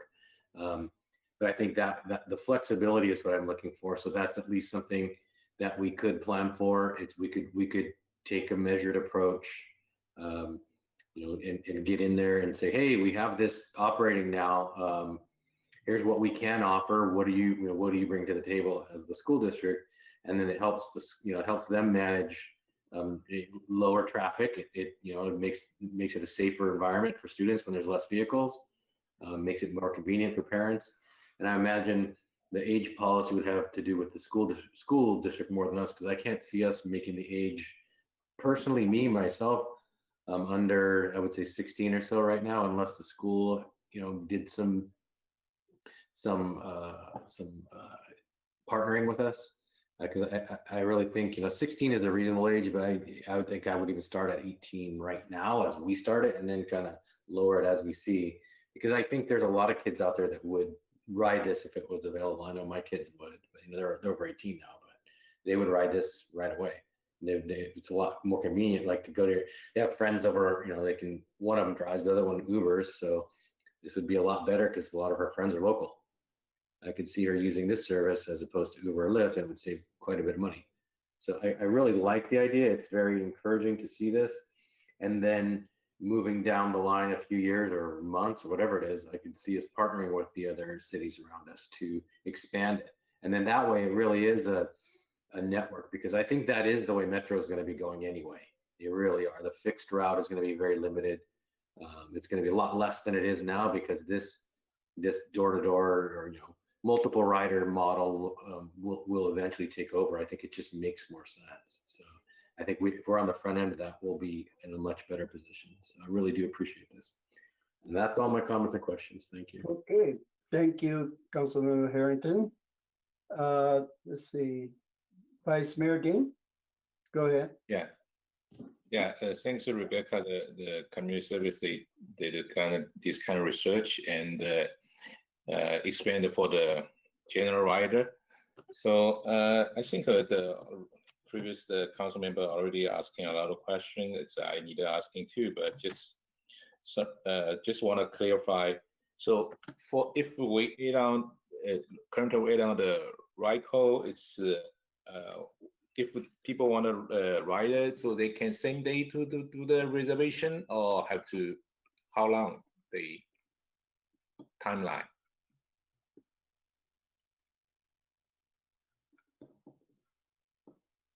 Hello. I'll leave that for RideCo to answer, but I believe they can get a same day ride. And I think that probably would be part of the parameters that council could discuss as well. Yeah, I mean the like if they plan to the even maybe sometimes they based on the scenario, right? If they want to get a ride maybe 1 hour later, so if they have a chance to get a ride, share ride it. Yep. So on the service, they'd be able to book a ride either for on demand or pre-book that ride as far out in the future as you'd like to set it. If it's going to be same day booking, you can book that ride to be an hour out, 2 hours out, 3 hours out, and have that ride be booked. Yep. Okay. And also you mentioned the 5 miles just for the senior 62 years old, right? For the general, so no 5 miles range currently. Well, currently we don't have any. Currently we don't have any rides for general riders at this time, and that would be up for council discussion. Another parameter that council could look at that we could ask RideCo for some assistance with would be, maybe you could do a certain mile outside the city if they're transferring to another transportation mode. So for example, if someone's going to the Gold Line to take that, maybe they would be able to go those miles outside the city. So that would be something that could be those parameters that council would discuss. And from my understanding, based on our discussions with RideCo and First Transit, is that they could assist with that, kind of providing us an idea of what that would look like for the ride times and how that would increase ride times for other riders. Okay, so but I think the important is for the how much costs, right? Right, and I think again, based on what we've heard from RideCo and from First Transit, is that really is up to the city's discretion to decide that. And sorry, I didn't hear that, Vice Mayor. Is there any way we can find out how with the First Transit is how much cost extra, if just in case? We would be able to discuss that, and council would be able to discuss that, and it would be up to council's discretion. The other thing that we might want to consider moving forward, and again, I don't think this is per se needs to be decided tonight, but the other thing to look at would be to take a kind of conservative approach moving forward, and take a conservative approach initially to see what the interest level is, and or if we were to move forward with this and we continue just with paratransit in the beginning, we can do some surveying of our community to see what their interest would be, to kind of survey what the interest level would be of our general riders and how they would plan to utilize the service. And I think that several months time of kind of rolling out the program, we could do some education with our current paratransit senior riders and disabled riders, and then we could also do some surveying of our general public to see how they might use the program. And I think that would benefit us as we're trying to determine how we would roll the program out and what our fee base would be, and what types of parameters would be set, if that makes sense. Okay, just this time, just initiate, right? Okay, and another next question is, for example, if just we just did a good event for the dumpling and the beer, if and someone will be just take a disadvantage, so First Transit is it can capability can do that? Can you restate the question, please? Yeah, for Okay. First Transit and Rideco, I can explain a little bit. I think the Vice Mayor is asking, so we had an event this past weekend, this past Friday night, a community-wide event in our downtown Mission District, and it was a dumpling and beer event. So kind of a food event. You could get a kind of all-you-can-drink wristband and then purchase food. And so I think his question is whether or not for something like that, whether or not we are able to, I don't know, Vice Mayor, if you're asking if we would be able to provide a shuttle option. I know with our current contract with First Transit, we have utilized the cutaway vans in kind of a shuttle fashion in the past. So we had a grand opening of our Marshall Park, and the parking was very limited at the site, and we were able to use a nearby parking lot and we're able to utilize those vans to shuttle patrons to come to the park. I'm thinking maybe that's what you're wondering, if that would be an option for events like that in the Mission District. Yes. Yes. Rashidi, would that same thing? Yeah. Yeah, depending on the availability of the vehicles, that is something that definitely we can consider and work with the city on, definitely. Okay. And So- from the ride perspective, there's a lot of flexibility around events outside of your service hours. So in the past, we've worked with agencies for vaccination support, other sort of kind of, weather-related issues, whether that's winter storms or hurricanes, specific events going to like ball games and stuff like that, where like the service turns off at 6 p.m. for the typical service. But as long as we have notice, we can basically open up a specific booking window in the evening. The other nice thing too is we can provide coupon codes. So if the city did want to encourage ridership for that event, we could offer, a dumpling and beer coupon code, for example, and then that gives a 50% discount or 100% discount or whatever you'd like. It's all configurable. Yeah. But my concern is you have this kind of capability because too many people coming, so. Yeah. That's what I'm worried about. Yes. And I think that's what we talked about before with regards to the question about, utilizing Uber or Lyft. It's hard to control those costs a lot of times when you are implementing these type of new services.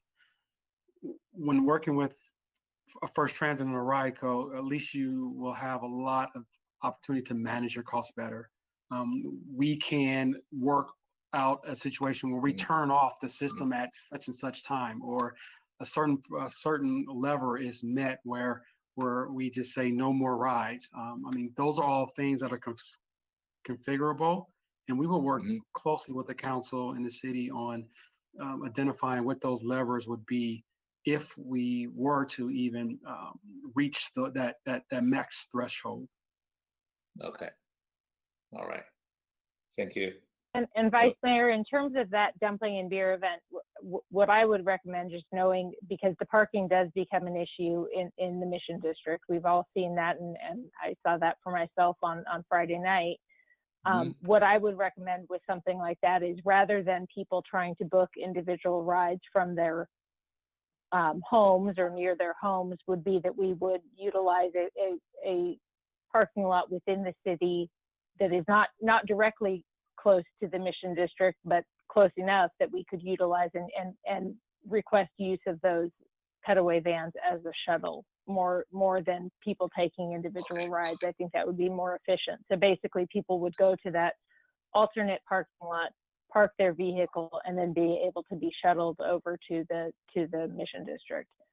So I would recommend something like that. But again, I think we've seen and heard from First Transit and Rideco that it's very configurable, and some of those things, obviously we can do surveying with people as they sign up for events to say, would you be interested in taking alternate transportation to arrive at the location and get some information from our participants. Okay. I think that, you mentioned the shuttle, maybe it's a good idea. Okay. And the next question is, I know for the 62 years old, they should have to provide their San Gabriel City resident. And how about general? It's also they have to approve the San Gabriel resident. So once again, with regard to the finer details on what proof of citizenship or whatever we want to provide, that is something that we will work closely with the city council on. We would not want to turn people away because they can't provide certain documentation. We will want the direction from the city on what that documentation should be, and then we would utilize those to build a sustainable program for us to move forward with. And Vice Mayor, just to let you know how it works currently. So currently, a passenger in this case, because we are currently servicing age 62 and over and anyone who's disabled, they actually come through community services to submit their address so we can confirm that they are actually a city resident. At this time, we don't service county residents. So those who have a San Gabriel address but are actually living in the county, they are actually serviced with another program. So they actually come through the community services department and are approved, if you will, and then that information is submitted to First Transit, and then they go directly through First Transit to book their rides. We haven't gotten to that level of detail with RideCo and First Transit to discuss if that same type of application process, if you will, would be implemented with this program. But I would anticipate that we would do that so that we assure that we're using this for our city residents, and we confirm that they are residents of the city. Something like a dumpling and beer may be a different thing. That might be just any participants that are coming to that event, but they may need to show, for example, that they have a dumpling and beer wristband or QR code or whatever that may be. So that may be different for that type of an event. But I would presume that we would have some eligibility requirements that the city council would require, and then some way to prove that, so that we are taking that application and that they are only eligible to begin applying for those, or to begin requesting those rides once they've been approved. Okay. You know why I was asking the question? And also because I want to consider maybe, because this new option is also help the city, the hotel, like Hilton, Sheraton, maybe another one. And they are like tourists, if they're coming, maybe for them also it's advantage for the transits. So for their situation, so we can allow them take this rider, how much cost. So maybe I also need to put on the consideration too. And that would be, I think, one of those parameters that we could have a further discussion with council on, and decide how that works. And if I can add, with the application process that Rebecca is talking about, each city resident can create his or her own profile within the RideCo application. And then that, at that point in time, verifies or closes the loop on whether or not that person is a city resident. Okay. But my question also consider about we are at the hotel, the tourists, what do they, if they want to apply? Yes, and to Rebecca's point, we haven't got that that deep in details with regards to how. All right, understand. So what we typically do for hotels is we can set up an account for the hotel themselves, so that way you don't have a bunch of tourists creating their own accounts. And then what the hotel can actually do is have a tablet at their concierge or at the front desk or something like that, and then they can actually book the rides on behalf of the tourists there. That's what we see happen a lot. It seems to work pretty well. Okay, that's a good idea. Okay, and next one is like some council member mentions if because it's a public ride, so people right now really want to consider clean energy. It's like an electrical car. So you think you plan how long you can reach the goal, or?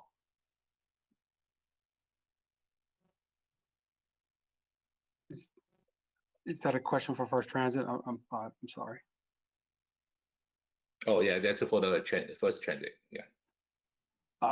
If yes, we can provide a quote that has electric vehicles in it. We would just I'll just work with Rebecca on better understanding what the vehicle should look like.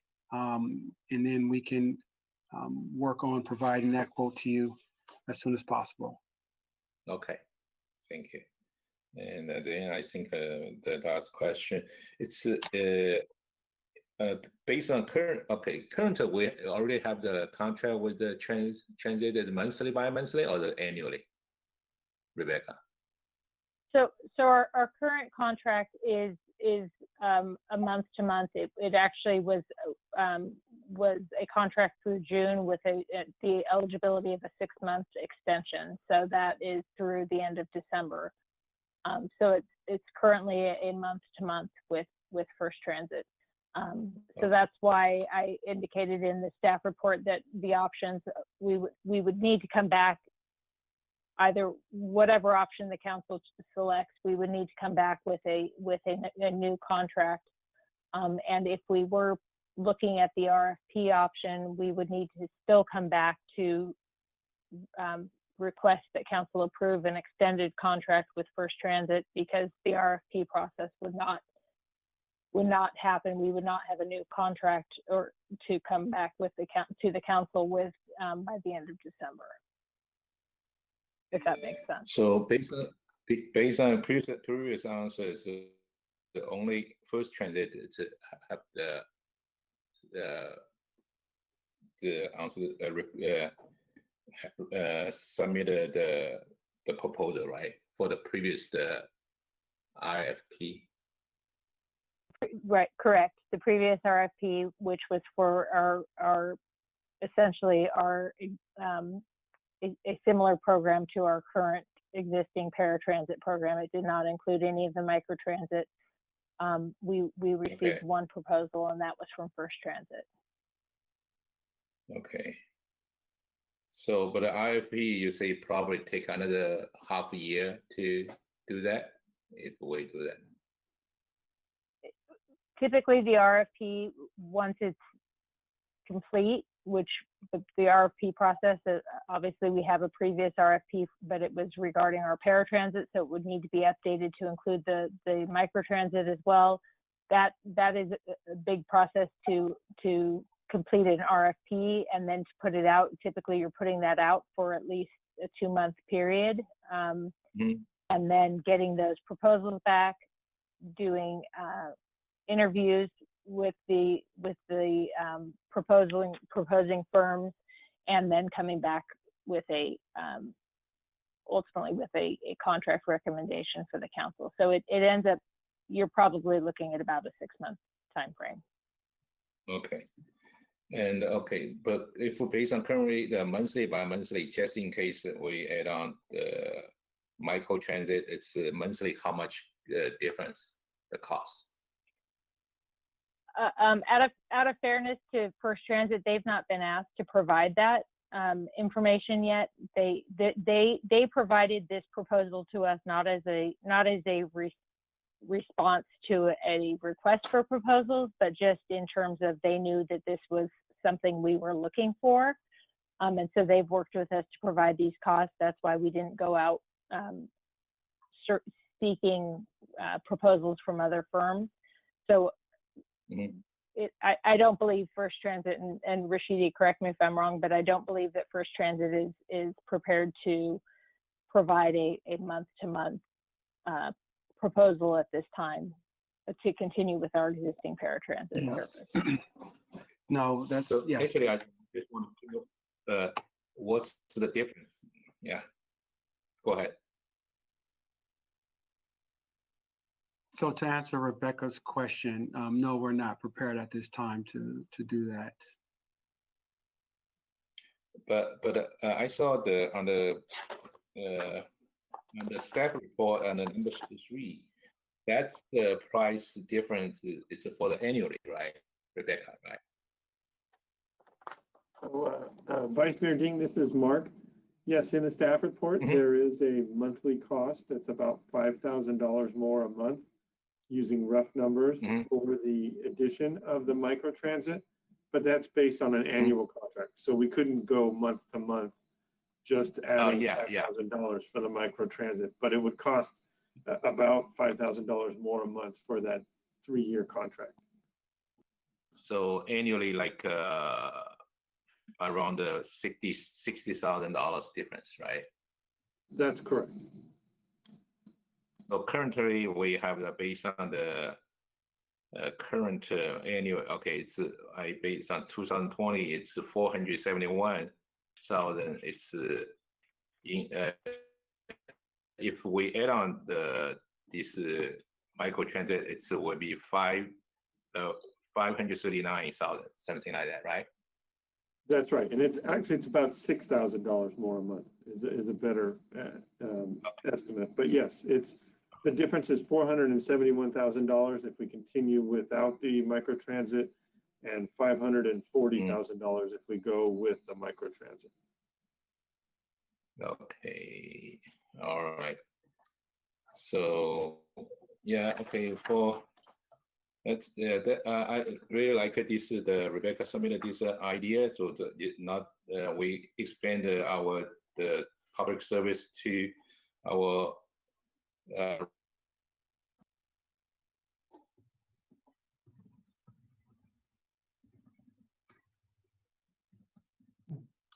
Vice Mayor, we lost you.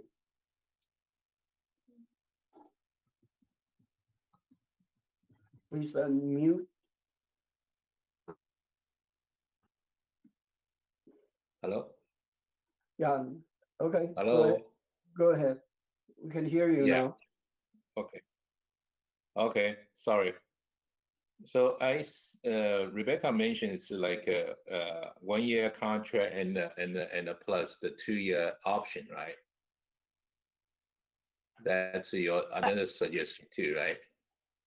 I did mention that, and out of fairness to First Transit, that has not been a discussion with them. That was a discussion with our city attorney based on what we may look at in terms of options, knowing that tonight's discussion is not an actual contract. We are not proposing a contract with contract language that we're asking the council to approve. We would need to come back with that contract. So if the council is in favor of us moving forward with this program with First Transit and RideCo that you've heard about tonight, knowing that the parameters would still need to be discussed, knowing that you would still need to review a contract, then staff would work with First Transit and our city attorney and their attorney to come back with that contract, and in the meantime have that discussion with council about kind of the parameters and what this would look like, so that we would have a better idea where the council wants to go with that. And some of those discussions that you had about school district and hotels could be had at that time as well. So a contract would need to come back. As Councilmember Harrington mentioned, First Transit has provided a 3-year contract amount that you have there in your staff report in front of you. We would need to have discussion with them about that 1 year and 2 renewable 1 years of making up that 3-year. 3-year was based on the life that they believe the vehicles have left, the existing vehicles that we have. So that's what that 3-year was based on. So that contract will need to come back to you basically no matter what your decision is tonight. We're just looking for direction so that staff knows how best to move forward. So number 2 is just go for the RFP, right? That's correct. And as we've discussed, that would require us coming back with a proposal from First Transit to continue our existing service on a month-to-month basis while that RFP process takes place. If I may, Mayor. Yes, go ahead. Yeah, I think based on council discussion, there's enough members showing interest in this to perhaps at least request First Transit and Rideco to come back with a 1-year contract with the possibility of 2 1-year extensions. You know, I would be prepared to make a motion in that regard. I understand you haven't had your, an opportunity to ask your questions yet, but I really feel like we've sort of, covered all the potential ramifications, because the real answer is that none of these variables have been determined. Not none of them, but many of them have not yet been determined yet, and then that would come out through the contract negotiation process. Okay, well, I think if you make the motion, is there a second to the motion? Mr. Mayor, I'm sorry to interrupt, but before we take a motion, we should find out if there are any public comments. We have not had that public comment period. Agree. That's what I was going to mention. All right, have we received any public comments for this item? No comment for this item, ma'am. Okay. Great, then I'll second that motion. The motion. I Now, second that you too. Too late, he didn't hear you. No, I first. Here, no, clarification. It's okay. Okay, it's fine. It's fine. Sure. Councilmember Harrington. Yeah, so Councilmember Pooh, are we going to ask for both a 3-year and 3 1-year so that we can see the pricing difference? We don't, I mean, it doesn't obligate us on either way. I'd like to know what's the costing model. I mean, if there is a pricing differential between those two models, then yes, I would like to see that too. I was sort of moving on the assumption that there wouldn't be a large difference. But yes, if there would be a difference in costs between a straight 3-year contract and a 1-year contract with 2 1-year extension options, then of course we'd like to see both pricing proposals. So I will accept that as a friendly amendment to the motion. Thank you. Okay. And I'll accept well, depending on who the second person is now, I'll accept it. Can staff ask a point of clarification as well? Is it safe to assume, I think we've heard the council's perspective on this, but is it safe to assume that you would like to have a separate kind of study session to discuss parameters? Because if we are looking at implementing that, obviously the contract will be coming forward to you, but whether or not we would include that discussion as part of that council meeting, or whether you'd like to have a separate study session on that.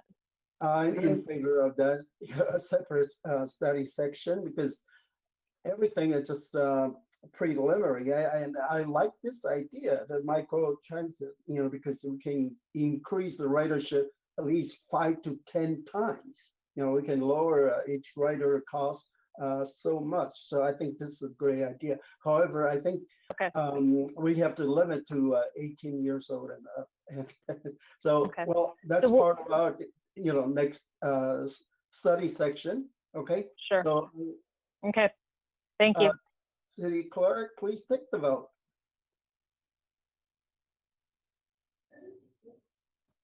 Councilmember Harrington, Aye. Councilmember Menchaca, Aye. Councilmember Pugh, Aye. Vice Mayor Ding,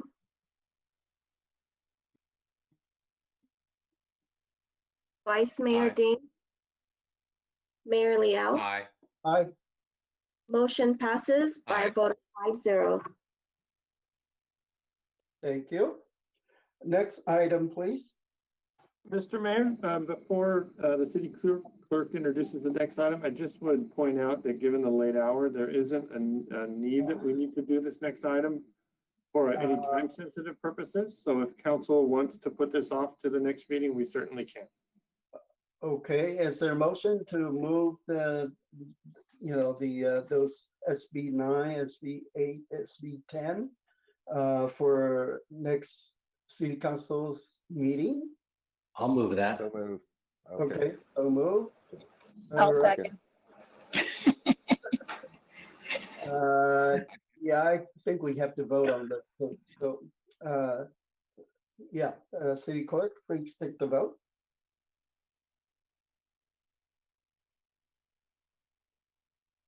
Councilmember Harrington, Aye.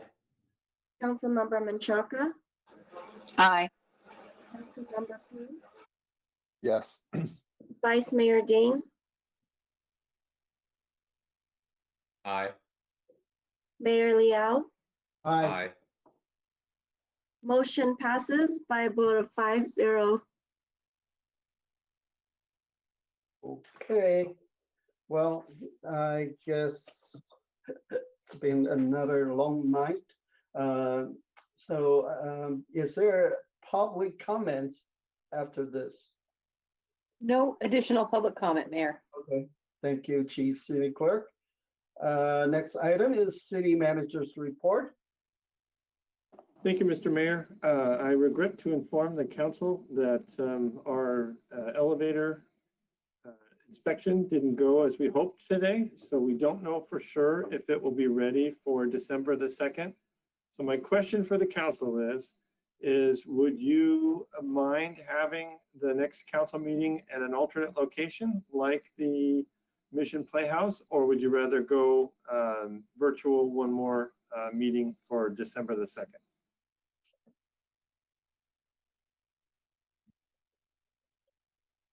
Virtual, I guess. Just virtual. I mean, Mission Playhouse. That's we have a very high expectation there. But I think one more meeting, and that would be November 2nd. I thought you said I'm sorry. December. Yeah, You're right. November 2nd.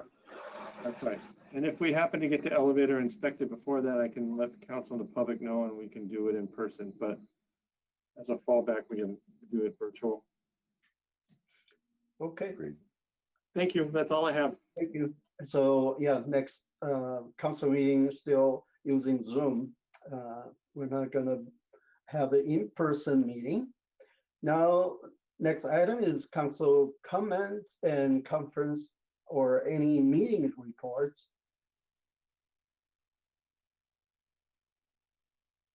I see raised hand by Councilwoman Menchaca.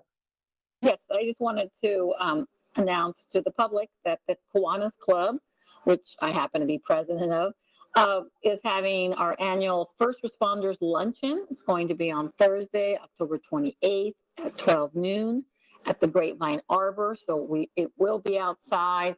We will be following all the health guidelines that are in place at that date. And our vets are also invited. We also honor our vets. They go as our guest. And so if there are any vets from San Gabriel who would like to attend, please call the number, which I don't have in front of me. I apologize, but let me see if I can find the number real quick. But that was all I had. Here it is. The number is 626-818-1933, or you can also email at rsvp@sangabrielkiwanasclub.net. That was it. Thank you. Thank you. Any others? Okay, Councilman Pu. Just wanted to thank staff for what seemed to be a very successful dumplings and beer fest on Friday evening, and had a good time. And I think that there was just so much pent up energy to be together. And of course, if you're giving away, you're selling all you can drink, wristbands for craft beers, then you're sure to draw a crowd. So great job to everybody with that event. Thanks. Okay, thank you. Any others? Yeah. Okay. Yeah. It's the same thing. It's after I'm become a council member. It's the first time that I attend the dumpling and beer. Before I attended too, but this time I think after 18 months of the pandemic, it's the city staff, the Dominic, they do the good job to make this event happen. And a lot of attendees, they really like it. Some, they told me, okay, our city, not just once a year, they don't need to do the quarterly. So I say, so oversee our city, the staff with the capacity still can offer that. Okay, so but that's meaning that the people really like this kind of event, and the turnout is pretty good. So yeah, and yeah, just thanks to the staff do it, and our have the city resident have the fun on that night. Okay, thank you, Mayor. Thank you, Vice Mayor. So I have the same feeling about this Dumpling and Beer Festival. This is truly a signature event for City of San Gabriel. No other cities in the nation have this type of festival, and this is our 7 years. And you know, actually, it was very nice turnout. I see crowded everywhere, especially at the beer garden. Thousands of young people just standing there, listening to music and drinking beer. But I was very impressed that this time, a little bit different, we hire professional security guards. And these security guards, they work with the Emmy Awards, Oscars, and other big events. So they present themselves in a very professional way. But you know, we're grateful that we still have the police that watching all the areas. So, and the staff, I cannot thank them enough, because economic developments and other staff through all different departments, they all work together for a successful event. The only sort of a complaint I received is, oh, well, you know, they order the dumpling, they have to wait 1 hour and 30 minutes. I said, well, that's a little bit too much. So it's not this time. You know, in the previous years, we always had this type of problem. You know, just too many people ordering food, and they have to cook at the site. So it's taken a while for them to, you know, get the food ready. But anyway, the solution to this is maybe we can have more vendors to provide the dumplings. So maybe that's the one solution to that. But anyway, congratulations to our staff, and did a wonderful job. And that was a very successful event. And thank you. Closed section, I think we don't have any. Well, now I'm gonna adjourn the meeting. The next regular city council meeting will be held on Tuesday, November 2nd, 2021 at 6:30 p.m. So meeting is adjourned, and thank you so much. Again, another long night. I was thinking, well, we can rush this in an hour, but you know, takes a while. Thank you, guys.